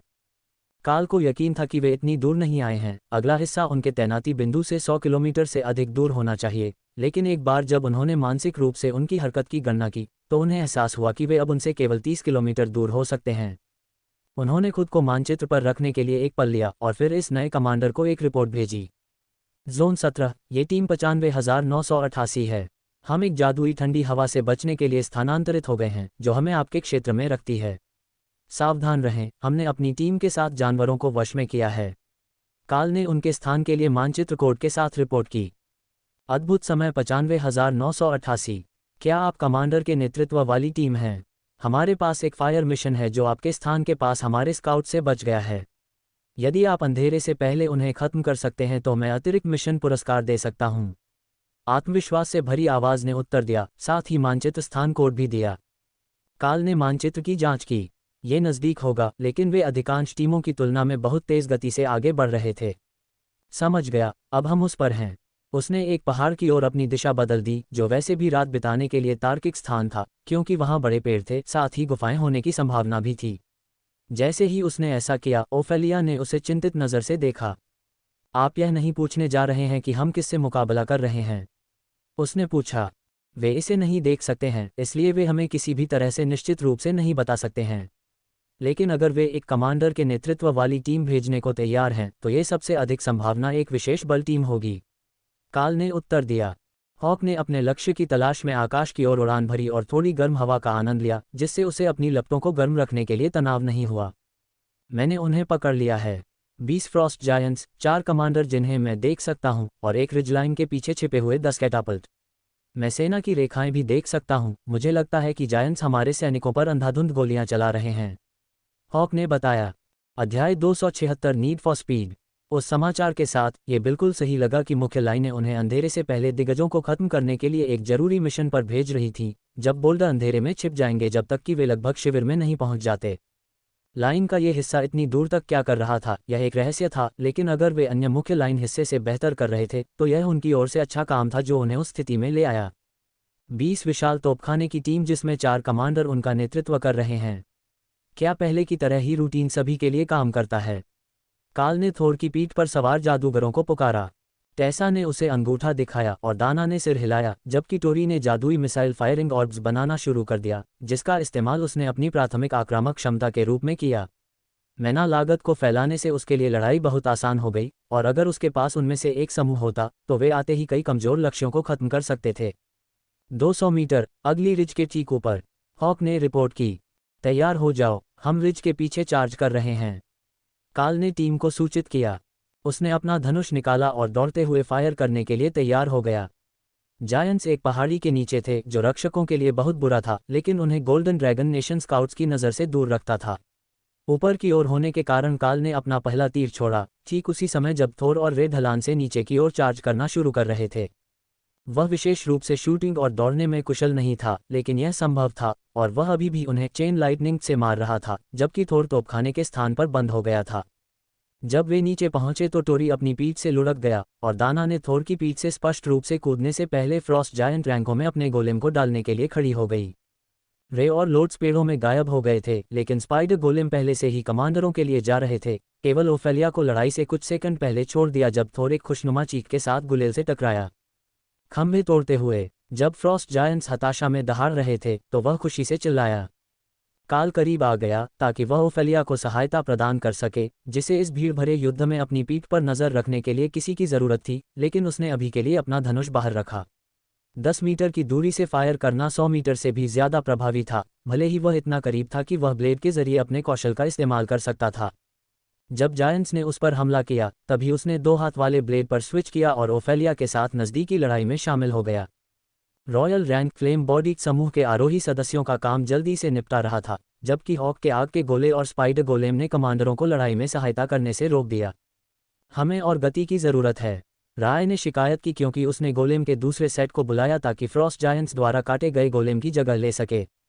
4 बनाम 2 कुछ आरोही रैंक सहायकों ने निर्माणों को नीचे गिराने की कोशिश की, जिससे एक अनुचित लड़ाई हुई, और जबकि उन्होंने उन सभी को गंभीर रूप से घायल कर दिया था, निर्माणों ने केवल आरोही रैंक जोड़ी को मार डाला था जब गोलेम पहले मर गए थे। ठीक है, इसे देखें। काल सहमत हुए। 2 अंक संतुलन के लिए 10 अंक तेजी। लक्ष्य जानवर की गति को रैंक के अनुसार 10% तक बढ़ाता है, कमांडर पर 40%। 10 अंक खर्च किए, तेजी प्राप्त की। काल ने अपने तीनों पालतू जानवरों पर जादू डाला। स्पाइडर गोलेम की अचानक गति ने फ्रॉस्ट जायंट्स को चौंका दिया और थोर के अगले हमले ने टेसा को प्रभाव के बल से लगभग उसकी पीठ से फेंक दिया जब वह एक आरोही फ्रॉस्ट जायंट से टकराया। काल हड्डियों के टूटने की आवाज़ सुन सकता था क्योंकि जायंट उखड़ गया था, ठीक इससे पहले कि थोर ने भूकंप बड़ी हुई पूंछ से उसका चेहरा कुचल दिया। हॉक अपने विंड शील्ड से बर्फ के हमलों को रोक रहा था ताकि उसे अपने फायरबॉल के लिए लपटों से दूर न जाना पड़े, और बढ़ी हुई हमले की गति फ्रॉस्ट जायंट्स के लिए अंतिम तिनका थी। सभी 4 कमांडर सेकंड के भीतर गिर गए और शेष आरोही तोपखाने संचालक पीछे थे। काल ने सूरज की जांच की जो अभी क्षितिज को छू रहा था। कमांड, ये 95,988 है। आर्टिलरी टीम को समाप्त कर दिया गया है। मैं अपने पुरस्कार बाद में एकत्र करूंगा। काल ने मजाक किया। एक छोटा विराम था, फिर रेडियो पर एक नई महिला की आवाज़ आई। 95,988 आर्टिलरी टीम की गिनती की पुष्टि करें। कुल 20 सदस्य, जिनमें 4 कमांडर शामिल हैं। 10 फ्रॉस्ट जायंट कैटापल्ट भी स्थान पर नष्ट हो गए। जब वह आगे बोला तो आवाज़ चौंक गई। बहुत बढ़िया काम, कमांडर। हम अंधेरा होने से पहले ही स्थान परिवर्तन की सलाह देते हैं। समझ गया, हम भोर में जांच करेंगे। ये कहना आसान होगा कि हम एक जगह ढूंढ रहे हैं, बजाय इसके कि हम वास्तव में आराम करें। क्षेत्र में फ्रॉस्ट जायंट्स के 4 अन्य समूह हैं। हॉक ने स्काउटिंग ड्यूटी पर लौटते समय काल को सूचित किया। हॉक ने इस क्षेत्र में अभी 4 और समूहों की रिपोर्ट की है। अगर हम उनसे पूरी रात नहीं लड़ना चाहते हैं तो हमें अभी उनसे निपटना होगा। काल ने टीम को सूचित किया। क्या राय अंधेरे के बाद उचित समय में हमारे लिए एक किला बना सकती है या हम खुले में रहेंगे? टोरी ने पूछा। हाँ, वह लड़ाई के बाद जल्दी से एक किला बना सकती है। काल ने सहमति जताई। बस मुझे देखो, मैं बहुत तेज हूँ बोई। राय ने सहमति जताई। तुम्हें इस तरह से बात करना कौन सिखा रहा है? क्या मुझे लोड से बात करनी होगी? काल ने जवाब दिया। काल ने उस ओर देखा जहां वे खड़े थे और लोड्स जोर से हंसने लगा। वह निश्चित रूप से ब्लडबैथ स्पाइडर को अजीबोगरीब चीजें सिखा रही थी। पहला समूह आपके पास आ रहा है। थोर को बिगुल बजाने के लिए कहें ताकि वे आपको न चूकें। हॉक ने निर्देश दिया। थोर ने इंतजार नहीं किया और एक खुश नाक वाला बिगुल बजाया जिससे 2 अलग अलग दिशाओं से पेड़ों के टूटने की आवाज़ आई। ओह, हमें 2 मिल गए। कुशल, हॉक ने कहा। मुझे नहीं लगता कि मुझे समझाने की ज़रूरत है, हर कोई फ्रॉस्ट जायंट्स के हमले को रोकने की स्थिति में है। इस तरह हम पूरी तरह से अंधेरा होने से पहले उनमें से अधिकांश से छुटकारा पा लेंगे। मैं अंधेरे में ठीक से लड़ सकता हूं, लेकिन मुझे पता है कि कोई और नहीं कर सकता। काल ने समझाया। उसे नहीं पता था कि फ्रॉस्ट जायंट्स अंधेरे में कितनी अच्छी तरह से लड़ सकते हैं, लेकिन यह शायद जादूगरों के काम करने से ज़्यादा बुरा नहीं था, भले ही वह युद्ध के मैदान को रोशन करने के लिए अपने ब्लेड का इस्तेमाल करता हो। या कोई मौलवी ऐसा कर सकता था। उनके पास प्रकाश मंत्र थे और उनके हथियार और कवच के जादू से एक चमकदार सुनहरी चमक पैदा हो सकती थी। जायंट्स ने हमला करने में संकोच नहीं किया, लेकिन वे स्काउट टीम थे। प्रत्येक समूह में केवल एक कमांडर और 2 आरोही रैंक फ्रॉस्ट जायंट्स थे। ये स्पाइडर गोलेम्स के लिए वार्म अप भी नहीं था और टोरी ने उनके आने से पहले ऑर्ब्स का एक नया बैच जमा कर लिया था ताकि वह उन पर बड़े पैमाने पर बमबारी कर सके। अपनी सहनशक्ति का उपयोग देखें। यदि आप लड़ाई के बाद चलने के लिए बहुत थके हुए हैं तो यह एक दर्द होगा। यदि थोर घायल हो जाता है तो उसे एक अलग स्थान पर आराम करने की आवश्यकता होती है, इसलिए सभी को चलना पड़ता है। काल ने समझाया क्योंकि उसने मंत्रों की बौछार को अपने तीर का पीछा करते हुए देखा। धन्यवाद, मैं इसे ध्यान में रखूंगा। क्या आज रात हमारे बीच और लड़ाई हुई? टोरी ने जवाब दिया। 2 और। हॉक अब उनका पीछा कर रहा है, इसलिए हम एक अच्छा सुरक्षित शिविर स्थापित कर सकते हैं। दक्षिण पूर्व दिशा में मुख्य लाइनों की ओर रिज के ऊपर जाएं। वहां एक समूह है और मैं प्रशिक्षण समूह को उत्तर की ओर ले जाऊंगा। हॉक ने फैसला किया। काल ने उन्हें रिज के ऊपर ले जाया। उम्मीद थी कि उन्हें फ्रॉस्ट जायंट्स का एक और बड़ा समूह मिलेगा, लेकिन उन्हें जो मिला वह एक मिश्रित इकाई थी जिसमें एक कमांडर रैंक फ्रॉस्ट जायंट छोटा दिखने के लिए झुककर चल रहा था और 10 यति फ्रॉस्ट जायंट क्लोक पहने हुए थे, इसलिए वे किशोर जायंट्स की तरह दिख रहे थे, न कि उच्च आरोही रैंक के कुलीन यति योद्धाओं की तरह। काल तुरंत हमला करने जा रहा था, लेकिन राय ने फैसला किया कि अगर वह पहले हॉक को ताना नहीं मारती तो यह कोई मजाक नहीं होगा। डरो मत बहादुर हॉक, हम तुम्हारा बदला लेंगे। उसने अपने सबसे अच्छे शोकपूर्ण स्वर में घोषणा की। तुम किस बारे में बात कर रहे हो? मैं कुछ बेवकूफ़ प्रशिक्षुओं के लिए मर नहीं रहा हूँ। हॉक ने पलटवार किया।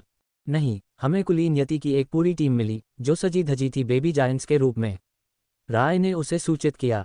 मैं इन्हें तुरंत मरवा दूंगा। मेरे बिना शुरू मत करना। 2 मिनट, बस मुझे 2 मिनट दो, उसने विनती की। हम अभी शुरू कर रहे हैं। राय ने ताना मारा और अपनी स्थिति में आ गई। अच्छा व्यवहार करो तुम दोनों, जब तुम यहाँ आओगे तो हम तुम्हारे लिए कुछ बचाकर रखेंगे, काल ने जोर दिया। ये बेबी जायंट्स के रूप में तैयार यति अभिजात वर्ग हैं। तैयार रहो, वे उच्च आरोही या संभवतः कमांडर रैंक के हैं और वे काफ़ी जादू का उपयोग कर सकते हैं, काल ने चेतावनी दी। अध्याय 277 धूर्त यति। अपने वचन के अनुसार हॉक ने कुछ ही सेकंड में प्रशिक्षण समूह को समाप्त कर दिया और वह यति से बदला लेने के लिए वापस आ चुका था। काल ने समूह को इतना करीब ले गया कि उसे सामान्य रूप से यह समझ में आ गया कि लक्ष्य कितने शक्तिशाली थे और पाया कि उन्होंने लक्ष्यों की शक्ति को कम करके आंका होगा। उसने जो सोचा था कि उच्च आरोही रैंक यति सभी कमांडर थे, जिससे ये 10 कमांडर हमला बल बन गया। अब जब उसने हस्त कौशल जोड़ा था तो वे लड़ाई के हर मिनट में बहुत अधिक नुकसान पहुंचाएंगे, लेकिन वे अभी भी संख्या और रैंक दोनों में नुकसान में थे। आतंक ने 40% नुकसान जोड़ा और हस्त ने उन्हें 40% अधिक गति दी, लेकिन फिर भी ये 10 कमांडरों से एक साथ निपटने के लिए पर्याप्त नहीं हो सकता था। समस्या ये थी कि जैसे ही उसने हमला किया वे यति जादू करना शुरू कर देंगे, जो थोर को थका देगा क्योंकि वह सभी की बाधाओं को ऊपर रखने की कोशिश कर रहा था।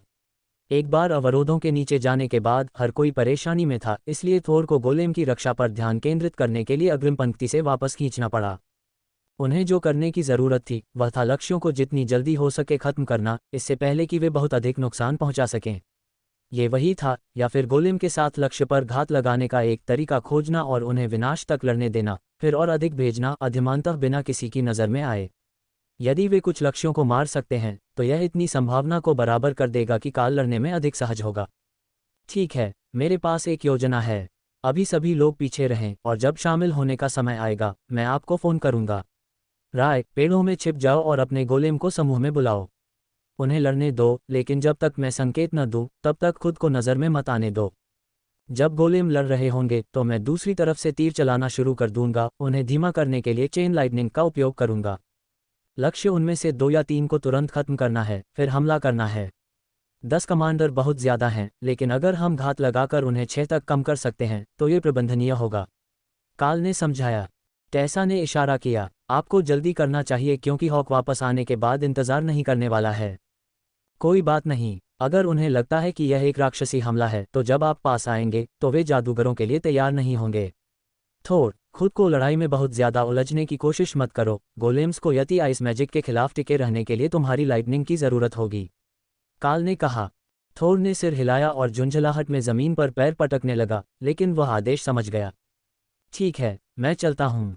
राय, जैसे ही गोलेम दिखाई देंगे मैं हमला कर दूंगा। काल जल्दी से अपनी स्थिति में आ गया ताकि हॉक के वापस आने से पहले ही उनका घात लगाया जा सके, जबकि राय लोट्स के बजाय दाना को पकड़ने के बाद जंगल में गायब हो गया।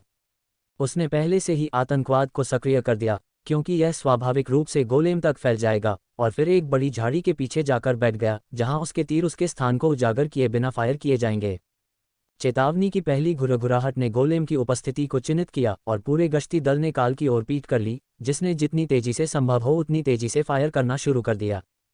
3 तीर एक ही समय में हवा में थे, अपने लक्ष्यों की ओर सीटी बजाते हुए, और सभी चेन लाइटनिंग से चार्ज किए गए, जबकि स्पाइडर गोलेम अपनी पीठ पर स्टोन गोलेम के साथ युद्ध में कूद पड़े।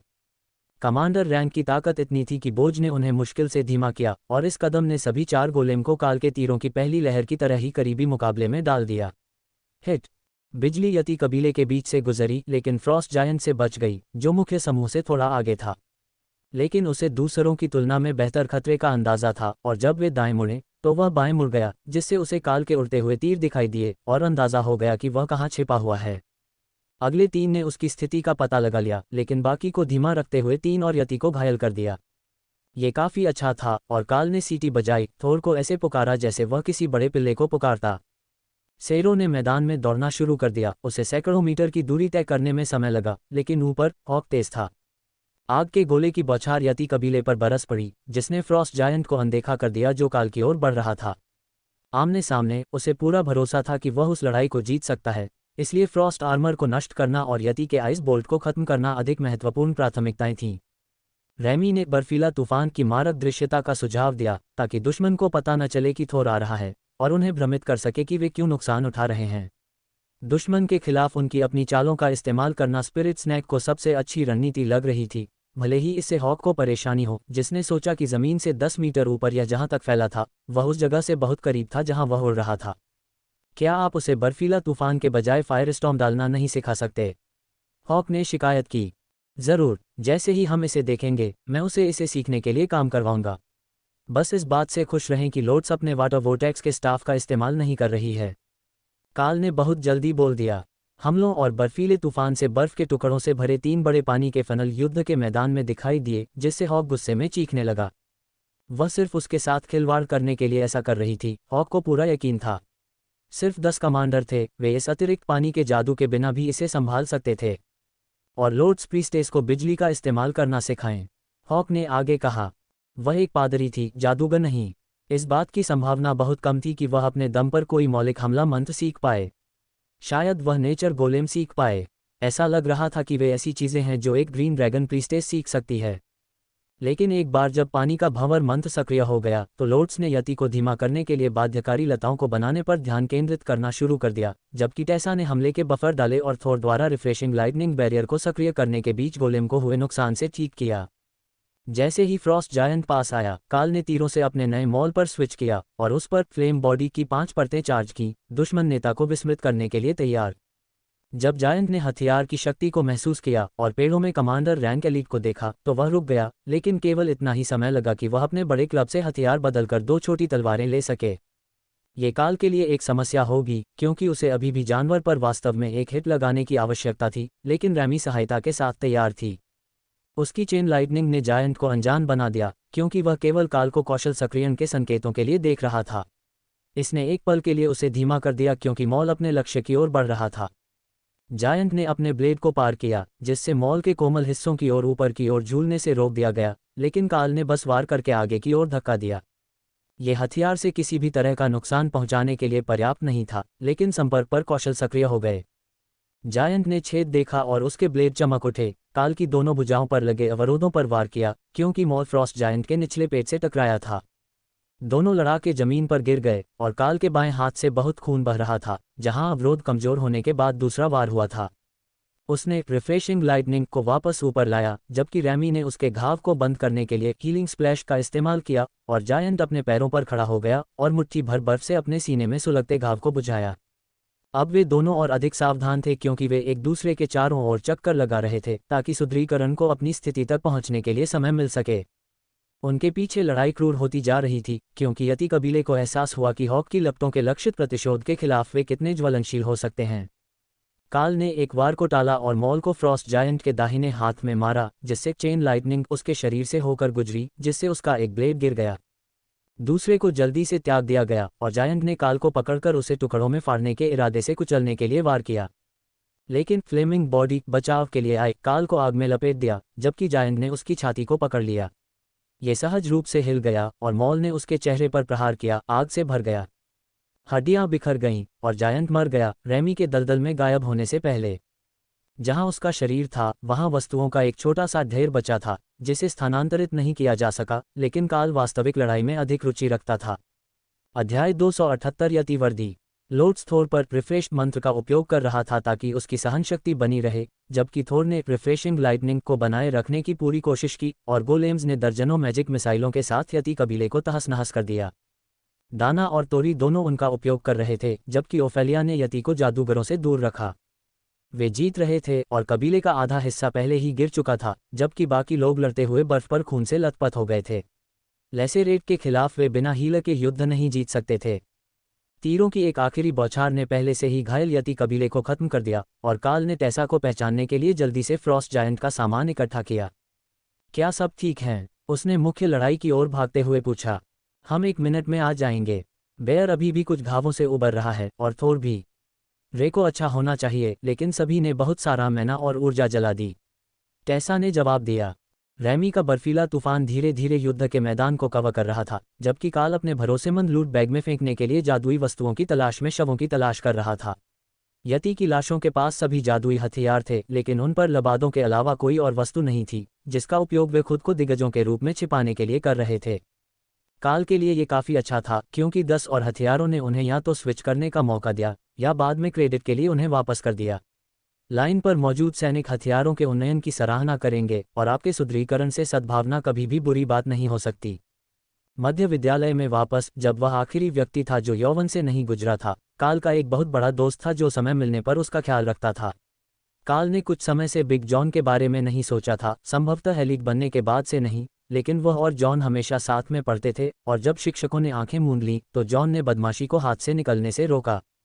जॉन ट्रेन में नहीं था, इसलिए वह संभवतः अभी खदानों में था, गड्ढे के तल पर मिलने वाले थोड़े से पैसे के लिए काम कर रहा था। दूसरों ने बढ़ती निराशा के साथ जल्दी से हथियारों को छांट लिया। ऐसा लगता है कि ये समान रूप से बनाए गए हैं, शायद फ्रॉस्ट जायंट शमन द्वारा सामूहिक आशीर्वाद से। वे सभी एक जैसे हैं, और हालांकि बाइटिंग एज जादू मजबूत आइस मैजिक है, ये कमांडर रैंक के हथियार की तरह काटने की क्षमता के अलावा वास्तव में कोई लाभ नहीं देता है, टेसा ने समझाया। खैर, मुझे लगता है कि यह फ्रंटलाइन सैनिकों के लिए काफ़ी अच्छा होगा। अगर हमारे पास समय है तो हम कल आकर उन्हें लूट दे सकते हैं, लेकिन अभी हमें खुद को आश्रय में ले जाने की ज़रूरत है, इससे पहले कि हम ये देख पाएं कि हम क्या कर रहे हैं। हॉक, रास्ता दिखाओ, काल ने जवाब दिया। यहाँ से कुछ ही दूर एक अच्छी जगह है, एक छोटी सी गुफा, लेकिन इतनी बड़ी कि सभी अंदर छिप सकें। हॉक ने फैसला किया कि वह फिर से पूरी रात बाहर नहीं रहना चाहता, क्योंकि हो सकता है कि फिर से ठंड का मौसम आ जाए। वे बर्फ से ढकी पहाड़ियों के बीच से भागे, जहाँ चारों ओर बर्फानी तूफान चल रहा था, अपने पैरों के निशान छिपाते हुए, किसी भी चीज़ से जो उनका पीछा करना चाहती थी, और अपनी गंध के निशान को फैलाते हुए।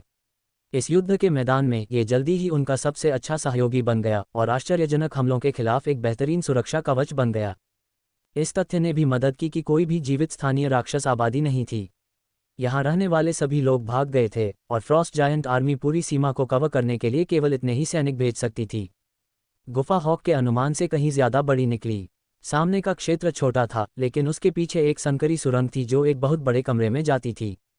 अत्यधिक सावधानी बरतते हुए, और क्योंकि वे पहले भी एक बार उस जाल में फंस चुके थे, टीम ने सभी दीवारों की जांच की ताकि यह सुनिश्चित हो सके कि उनमें से कोई भी नकली तो नहीं है। फिर वे अंदर घुस गए। रात, रेशम और बर्फ से अवरुद्ध सामने के प्रवेश द्वार और फिर दूसरे कक्ष में संकीर्ण मार्ग में एक लटकते कपड़े के साथ, वे पीछे के कक्ष को काफी आराम से गर्म रखने में सक्षम थे, बिना ज्वलंत ब्लेड को बहुत अधिक ऊपर उठाए। टोरी मुस्कुराई जब उसने दो मौलवियों को रात का खाना बनाने के लिए तैयार होते देखा। आप जानते हैं, मैं इसकी आदत डाल सकती हूँ, लेकिन मुझे संदेह है कि जब हम एक ऑपरेटिंग बेस पर वापस आएंगे तो मुझे या तो मेरी पुरानी टीम में या किसी नई टीम में फिर से नियुक्त किया जाएगा। यह इस बात पर निर्भर करता है कि उन्हें कहाँ भेजा गया था। लोड्स ने स्टू के लिए मसाले बनाते हुए सिर हिलाया। सबसे अधिक संभावना है, उनके पास लोगों की इतनी कमी है कि वे हमें एक अतिरिक्त आरोही रैंक जादूगर के साथ घूमने नहीं देना चाहेंगे, खासकर एक ऐसे जादूगर के साथ जो युद्ध में विशेषज्ञ हो। मुझे यकीन नहीं है कि यह हमारे साथ रहने से बेहतर है या बुरा। हम लगभग हर दिन खतरे में रहने की गारंटी देते हैं, इसलिए एक अलग समूह में फिर से नियुक्त किया जाना, जिसे कम शक्तिशाली खतरों से निपटने के लिए भेजा जाता है, सुरक्षित हो सकता है। लोड्स ने सुझाव दिया। थोर, हॉक और रे के साथ रहने से ज़्यादा सुरक्षित। यह आपके समूह में 3 अतिरिक्त कमांडर होने जैसा है। यह शायद सही न हो, लेकिन यह उसके काफ़ी करीब है। यहाँ तक कि एक कमांडर टीम द्वारा 2 से 1 की संख्या में अधिक होने के बावजूद, हम अभी भी प्राणघातक खतरे में नहीं थे और हमें केवल मामूली चोटें आईं। उसकी बात सही थी। एक कमांडर रैंक का जानवर जो असामान्य दर पर सहनशक्ति को पुनः प्राप्त करता है, वह एक धोखा कोड था जब पूरे समूह पर एक अवरोध को सक्रिय रखने की बात आती थी। आधे घंटे के बाद रैमी ने बर्फीले तूफान को फीका पड़ने दिया, जिससे वे बर्फ में फंस गए और अपनी गुफा के अंदर सुरक्षित हो गए। मोर्चे के इस हिस्से पर कोई तोपखाना नहीं था, और बहरा करने वाले बहिराज से बदलाव ने ऐसा महसूस कराया कि वे किसी तरह दुनिया में अकेले थे, क्योंकि वे उस रात अपने साझा झूला में आराम कर रहे थे। राय ने पहरा दिया, लेकिन वह गुफा के अंदर थी। बाहर जाने में दिलचस्पी नहीं थी, क्योंकि उन्हें सुबह किसी भी तरह से स्काउट करना था, और रात भर उन्हें यहाँ कुछ भी नहीं मिल सकता था। इसके अलावा, भले ही फ्रॉस्ट जायंट्स किसी तरह अपनी गुफा पालें, वे प्रवेश द्वार से नहीं घुस पाएंगे, और निश्चित रूप से सुरंग से दूसरे कमरे में नहीं घुस पाएंगे। वह किसी भी चीज़ पर हमला करने के लिए अपने स्पाइडर गोलेम को बुला सकती थी, जिसने उनके दरवाजे को हिला दिया। लेकिन कुछ नहीं हुआ, जब तक कि सुबह रेडियो रिपोर्ट आना शुरू नहीं हो गई।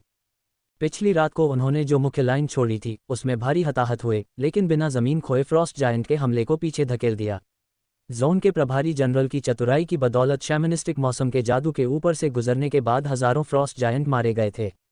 उन्होंने पूरी फ्रंट लाइन को प्रोजेक्टाइल के रूप में अग्नि तत्व जादुई संसाधनों के साथ एक माइनफील्ड में बदल दिया था। लागत अधिक थी, लेकिन वे निर्माण के दूसरे दौर में फिर से इस्तेमाल करने के लिए शवों से कई क्रिस्टल और धातुओं को पुनर्प्राप्त करने की उम्मीद कर रहे थे, और विस्फोटक आरोही रैंक के दिग्गजों के लिए भी घातक साबित हुए थे। इससे कमांडर और एक रॉयल रैंक फ्रॉस्ट जायंट को अभिजात वर्ग और पवित्र जादू से बड़ी पैदल सेना से निपटना पड़ा। यह आसान नहीं था, लेकिन यह संभव था, और काल की गुफा के सबसे नज़दीकी जनरल ने रिपोर्ट की कि दूसरी स्थिति बरकरार और स्थिर थी। हॉक को मनुष्यों के खाने के दौरान टोही के लिए भेजा गया था, और उसने जल्दी से दुश्मन की हरकतों की रिपोर्ट बनाना शुरू कर दिया। उनमें से ज़्यादातर ऐसे नहीं लग रहे थे जैसे कि वे पूरी तरह से सुरक्षित इकाइयाँ हों, संख्याएं सभी बेमेल थीं। यहाँ 3, वहाँ 7, और यहाँ तक कि कुछ एकल दिग्गजों के बारे में बताया गया कि वे सीमा के साथ साथ उस शहर की ओर बढ़ रहे थे, जिसके बारे में हॉक ने कहा कि वह क्षितिज पर बहुत दूर था, जो केवल तभी दिखाई देता था जब वह पर्याप्त ऊंचाई पर उड़ता था। यह उसे कम से कम 100 किलोमीटर दूर सीधे फ्रॉस्ट जायंट नेशन में डाल देगा। यह कोई सैन्य गतिविधि नहीं थी जिसे वे रोक पाने में सक्षम थे, लेकिन वे आज उनके बहुत करीब आने वाली किसी भी चीज़ से निपट सकते थे, शाम को मुख्य लाइन में फिर से शामिल होने और जो भी लूट उन्होंने पाई थी उसे सौंपने की योजना के साथ। सैनिकों को इसकी ज़रूरत पड़ने वाली थी, क्योंकि फ्रॉस्ट जायंट्स छापे के बाद कुछ भी पीछे नहीं छोड़ते थे। हॉक, अगर वे वापस हमला नहीं कर सकते हैं तो आप अकेले भटकने वालों और छोटे घायल पैक को मार सकते हैं। इससे दूसरों को लगेगा कि इलाके में जितने समूह हैं उससे कहीं ज़्यादा हैं, और इससे उन्हें लाइनों से दूर रखने में मदद मिलेगी। काल ने निर्देश दिया। समझ गया। दुष्ट बर्फ दिग्गजों को मारने के लिए खुली छूट। आज का दिन अच्छा होने वाला है। अध्याय 279। हॉक ने स्ट्रगलर्स को पकड़ लिया। हॉक क्या कहता है? लोट्स ने पूछा जब वे बाहर निकलने की तैयारी कर रहे थे। उसने कहा कि आज कोई आसान लड़ाई नहीं है। वह अकेले स्ट्रगलर्स, गंभीर रूप से घायल और प्रशिक्षुओं की देखभाल करने जा रहा है, लेकिन कल की लड़ाई से पीछे हटने वाले बहुत सारे फ्रॉस्ट जायंट्स उनके शहरों में से एक की ओर जा रहे हैं जो हमारे रास्ते को पार करेंगे।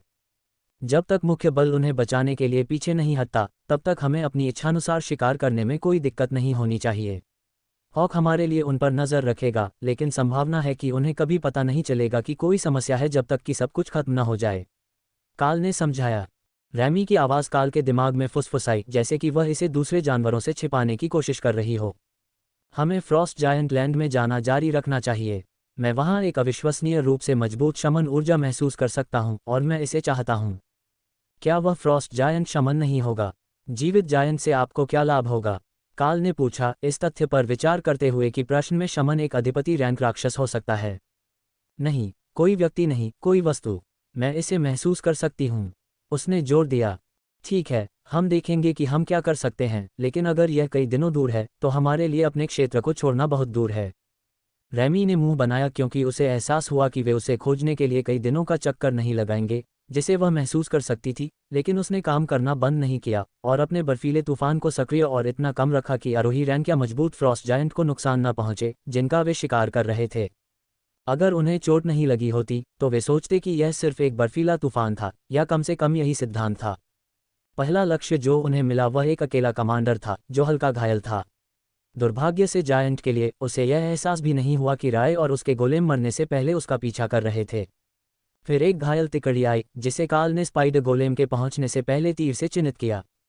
वास्तव में सुबह के अधिकांश समय में ये काल और रे का शो था, और बाकी सभी लोग बर्फ में टहलने के लिए बाहर थे।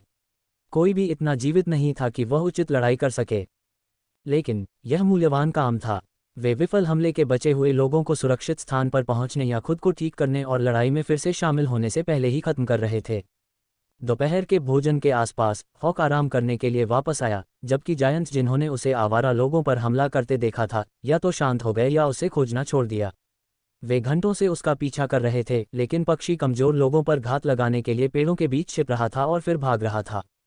इस बिंदु पर जायंट्स शायद हॉक से उतनी ही नफरत करते थे जितनी वह उनसे घृणा करता था, और यह एक अजीब तरह से संतुलित स्थिति की तरह लग रहा था क्योंकि थका हुआ पक्षी अपने स्थान पर थोड़ी झपकी ले रहा था जबकि वह एक अच्छे भोजन और थोड़ी नींद के साथ अपने मन और ताकत को पुनः प्राप्त कर रहा था। दोपहर के मध्य में हॉक के लक्ष्यों द्वारा पीछे छोड़ी गई लूट को लेने के लिए कुछ चक्कर लगाने के बाद वे निकटतम मुख्य लाइन की ओर वापस चले गए, और थोर फिर से उपकरणों से लदे हुए थे, जबकि काल के लूट के बैग में अच्छे हिस्से थे। लगभग समान हथियारों की एक आश्चर्यजनक संख्या थी जिसे उन्होंने दूसरे मोर्चे पर अपने पिछले दिनों के दौरान नहीं देखा था, हालांकि ये दिग्गज उस दिशा से आ रहे थे। गियर के परिवर्तन और एकरूपता का अर्थ था कि वे अपनी हमला क्षमताओं को बढ़ाने के लिए उन्हें मुख्य लाइन बल के लिए आरक्षित रख रहे थे। यह एक ठोस रणनीति थी, लेकिन वे उल्लंघन करने में विफल रहे। क्षेत्रीय कमान, ये टीम 95,988 है। हम आज शाम को आपूर्ति गिराने के लिए आपके स्थान पर जा रहे हैं। हमारे मार्कर के रूप में लाइटनिंग सेरो की तलाश करें। काल ने अपने सहयोगियों को प्रसारण किया। रैमी ने बर्फीला तूफान तब छोड़ा जब वे शिविर की दृश्य सीमा के करीब थे, ताकि वे खुद पर बमबारी से बच सकें, और फिर वे उसी क्षेत्र से अंदर चले गए जहां उन्होंने पिछली रात तोपखाने की टीम को बाहर निकाला था। जैसे ही वे रिजलाइन के करीब पहुंचे जहां उन्होंने तोपखाने की टीम को खत्म किया था, काल ने क्षेत्र की खोज करने वाले अभिजात वर्ग के 5 पुरुषों की टीम को देखा। रैमी, आप बर्फीला तूफान समाप्त कर सकते हैं। हमें पहले स्काउट मिल गए हैं, उसने निर्देश दिया। जैसे ही बर्फ फीकी पड़ी, उन्होंने अपनी जॉगंग गति जारी रखी, सीधे स्काउट टीम की ओर बढ़े। टेसा ने थोर की पीठ से हाथ उठाकर उन्हें बताया कि वे दोस्ताना थे, जबकि राय अपनी पीठ पर दाना के साथ थोड़ा पीछे रह गई। ब्लडबैथ स्पाइडर ने उस दिन के लिए सवारों को बदल दिया था ताकि गोलेम सभी एक दिशा से आ सकें, भले ही इसका मतलब था कि उसे अपनी पॉकेट हीलर को पीछे छोड़ना पड़ा। वह उन दोनों को ले जाने के लिए पर्याप्त बड़ी नहीं थी, या यूं कहें कि वह अपने शरीर के आकार के कारण दोनों को आराम से नहीं ले जा सकती थी। हालांकि वह उन दोनों को ले जाने के लिए पर्याप्त बड़ी थी, इसलिए उसने एक समय में केवल एक सवार को ले जाने का विकल्प चुना था। पहचान, स्काउट टीम ने पास आते ही पूछा। कमांडर काल, टीम 95,988 के साथ। स्काउट मुस्कुराया और युद्ध के मलबे की ओर इशारा किया। हमें आज पूरे क्षेत्र में आपके काम के निशान मिल रहे हैं। हर जगह मृत दिग्गज बचे हैं, और यहाँ तक कि यति का एक बड़ा समूह भी है जो ऐसा लग रहा था कि वे कल रात मर गए थे। क्या आप इतने व्यस्त थे, या यहाँ कोई और टीम है? काल ने कंधे उचका दिए। हम व्यस्त थे, लेकिन मैं निश्चित रूप से नहीं कह सकता कि यहाँ कोई और टीम नहीं थी। मुझे नहीं पता था कि आप यहाँ सिर्फ 1 मिनट पहले थे। स्काउट ने विनाश पर नोट्स लेना समाप्त किया, फिर काल की ओर मुड़े। मैंने सुना है कि आप शाम को बेस पर वापस आ रहे हैं। क्या मैं पूछ सकता हूं कि आपके पास क्या कम है, ताकि हम इसे आपके लिए तैयार कर सकें? काल ने अपना सिर हिलाया। हमारे पास स्टोरेज स्पेस कम है। हम दिग्गजों को लूटते हैं ताकि वे मृतकों के उपकरणों का दोबारा इस्तेमाल न कर सकें, और हमारे पास बहुत सारे हथियार और जादुई कवच हैं। मुझे बस इसे क्रेडिट के लिए छोड़ना है और हम फिर से अपने रास्ते पर चल पड़ेंगे। हथियार हमें कुछ मिले हैं, लेकिन फ्रॉस्ट जायंट्स के पास जो ज्यादातर है वह सिर्फ कबाड़ है जिसे लड़ाई के समय उनके जादू से मजबूत किया जाता है। स्काउट ने जवाब दिया। हमें आज कई मिलते जुलते मंत्रमुग्ध ब्लेड मिले हैं। यहाँ इसे देखें, सरल लेकिन प्रभावी, काल ने समझाया। स्काउट ने बड़ी दिलचस्पी से हथियार की जांच की। यह एक इंसान के लिए एक बड़ी तलवार थी, फ्रॉस्ट जायंट के लिए एक छोटी तलवार, लेकिन आश्चर्यजनक रूप से हल्की, और काल सही था, मंत्रमुग्धता बुनियादी थी, बस इतनी कि इसे ऐसे काटा जा सके जैसे कि यह कमांडर रैंक का हथियार हो। यह ऐसी चीज थी जिसे सेना लाइन सैनिकों को जारी करती अगर उनके पास बड़ी संख्या में इसे बनाने की क्षमता होती। आपने इनमें से कितने बरामद किए? क्योंकि हम इनका इस्तेमाल स्काउट टीमों के योद्धाओं के लिए कर सकते हैं, सैनिक ने पूछा। उसकी आंखों में उत्सुकता बढ़ती जा रही थी क्योंकि वह संभावनाओं की कल्पना कर रहा था। काल लोड्स की ओर मुड़ा, जो थोर की पीठ पर बैग के सबसे करीब बैठा था। लगभग 30, मुझे लगता है। यहाँ बहुत सारे अन्य गिए हैं और मैं गिनती भूल गया हूँ। प्रकृति पुजारी ने माफी मांगी। समान वस्तुएं आमतौर पर एक ही व्यक्ति के लिए उपयुक्त नहीं होती हैं, इसलिए विशालकाय शक्ति दस्ताने का एक अतिरिक्त सेट रखना या एक के अंदर एक 2 सेट पहनना बस काम नहीं आया। इससे उन्हें थोर की पीठ पर भंडारण बैग में बहुत सारे गियर लोड करने पड़े, क्योंकि अब उनके पास दिग्गजों द्वारा पेश किए जाने वाले सभी गियर की एक प्रति थी, कम से कम इसके कुछ हिस्से जो वे इस्तेमाल कर सकते थे। दाना को ये जानकर कुछ हद तक निराशा हुई कि वह विशालकाय शक्ति की अंगूठी का उपयोग नहीं कर सकती। दिग्गज भी अपने गियर के साथ बहुत रचनात्मक नहीं थे, और यह हर फ्रॉस्ट जायंट पर अलग अलग दिखावट में एक ही चीज थी, जिसके पास एक जादुई आइटम था। अगर वे अपने गियर को बेहतर बनाने की कोशिश कर रहे होते तो काल को लगता कि उसके साथ धोखा हुआ है। हालांकि जब तक वे हर एलीट से मिलने तक इसे तब तक व्यापार कर सकते थे जब तक कि उनके पास फ्रॉस्ट जायंट गियर न हो। यह उनके लिए पैसे कमाने का एक बढ़िया अवसर था। स्काउट ने निराशा में अपना सिर हिलाया। तुम सब राक्षस हो। हमने इस सप्ताह 30 कमांडरों को भी नहीं मारा है, और यहाँ आप हमें दिन के लिए 30 कमांडर रैंक की तलवारें वापस ला रहे हैं। लोड्स ने हंसते हुए कहा। तकनीकी रूप से इनमें से एक गुच्छा कल रात से आया था, जब हम उस ठंडी हवा से बचने के लिए यहाँ आए थे जो दूसरी मुख्य लाइन से गुजरी थी। हम उसमें फंसने वाले नहीं थे, इसलिए हम यहाँ आए और अंधेरे से ठीक पहले विशेष अनुरोध पर उस तोपखाने समूह का ख्याल रखा। स्काउट ने नोट्स बनाए और फिर दक्षिण की ओर इशारा किया। अगर आप आज रात मुख्य लाइन के बाहर एक कैंपिंग स्पॉट चुनने के लिए समय पर अपना गियर सॉर्ट करना चाहते हैं तो हमें आगे बढ़ना चाहिए। आप जानते हैं कि यह कैसा है, अगर आप हमले शुरू होने पर वहां हैं तो आप मुख्य लाइन पर फंस जाते हैं।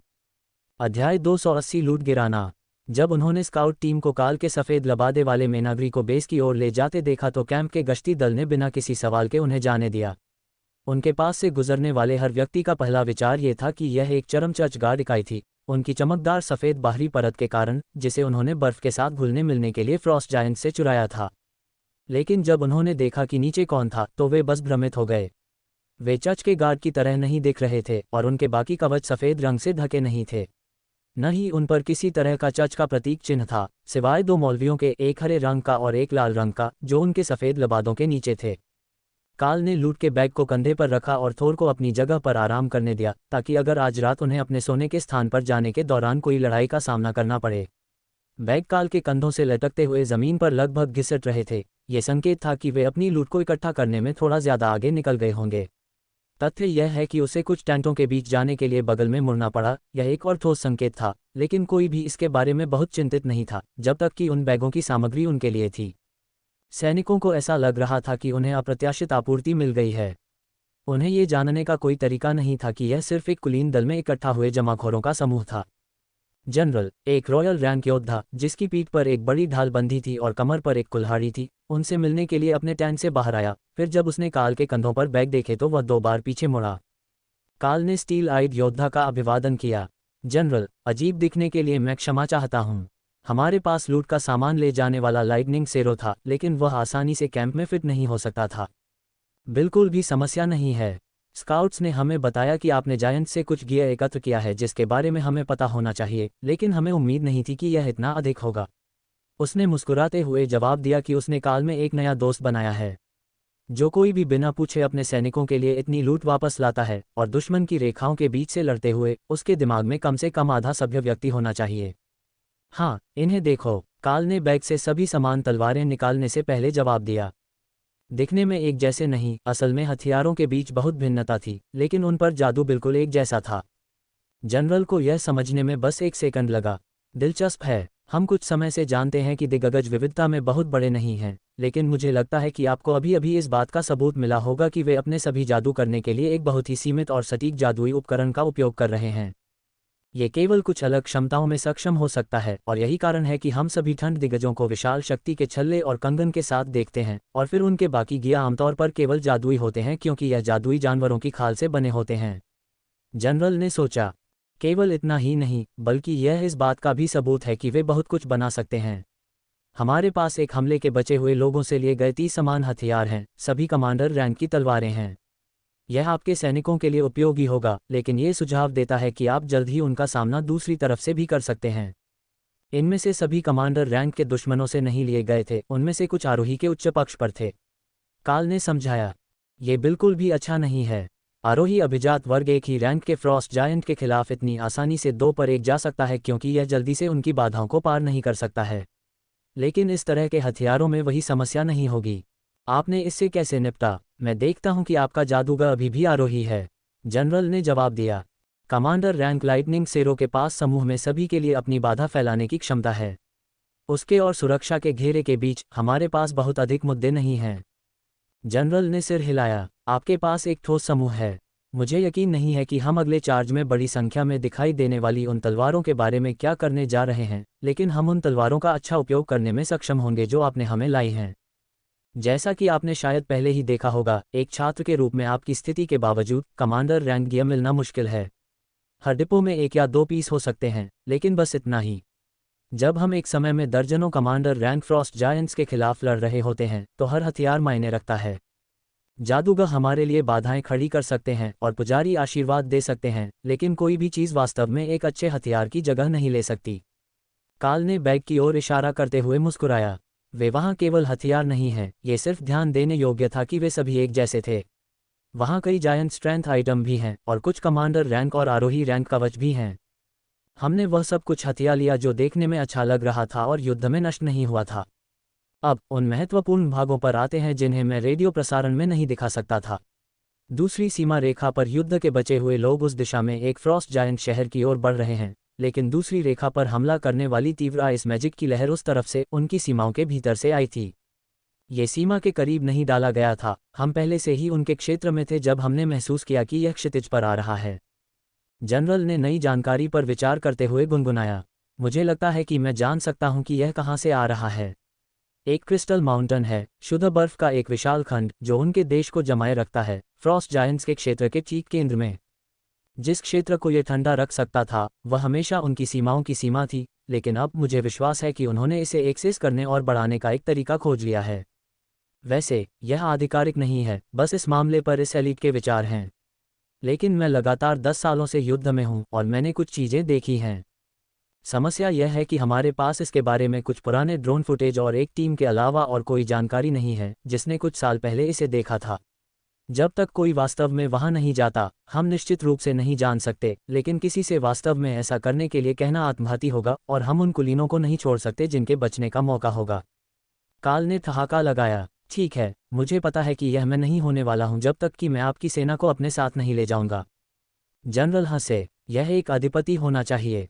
वह एकमात्र लड़ाकू बल है जो हमारे पास तार्किक रूप से तीव्र ठंड और शक्तिशाली फ्रॉस्ट जायंट्स दोनों से बच सकता है जो उनके पवित्र पर्वत के आसपास के क्षेत्र में गश्त करते हैं। ध्यान दें कि आपने उनके किसी भी सम्राट रैंक के दिग्गजों को नहीं देखा है, या यहाँ तक कि इस मोर्चे पर उनके किसी भी रॉयल रैंक के दिग्गजों को भी नहीं देखा है। सैन्य खुफिया जानकारी के अनुसार वे सभी अभी भी पवित्र स्थलों की रखवाली कर रहे हैं। इसलिए हम सैनिकों से निपटते हैं जबकि उनके जनरल लड़ाई से पीछे हट जाते हैं। जनरल ने दुखी होकर ठहाका लगाया क्योंकि उनकी रैंक ने उन्हें फ्रंट लाइन पोस्टिंग से नहीं बचाया था। उन्हें लड़ाकों की ज़रूरत थी और वह पूरी तरह से एक सैनिक थे।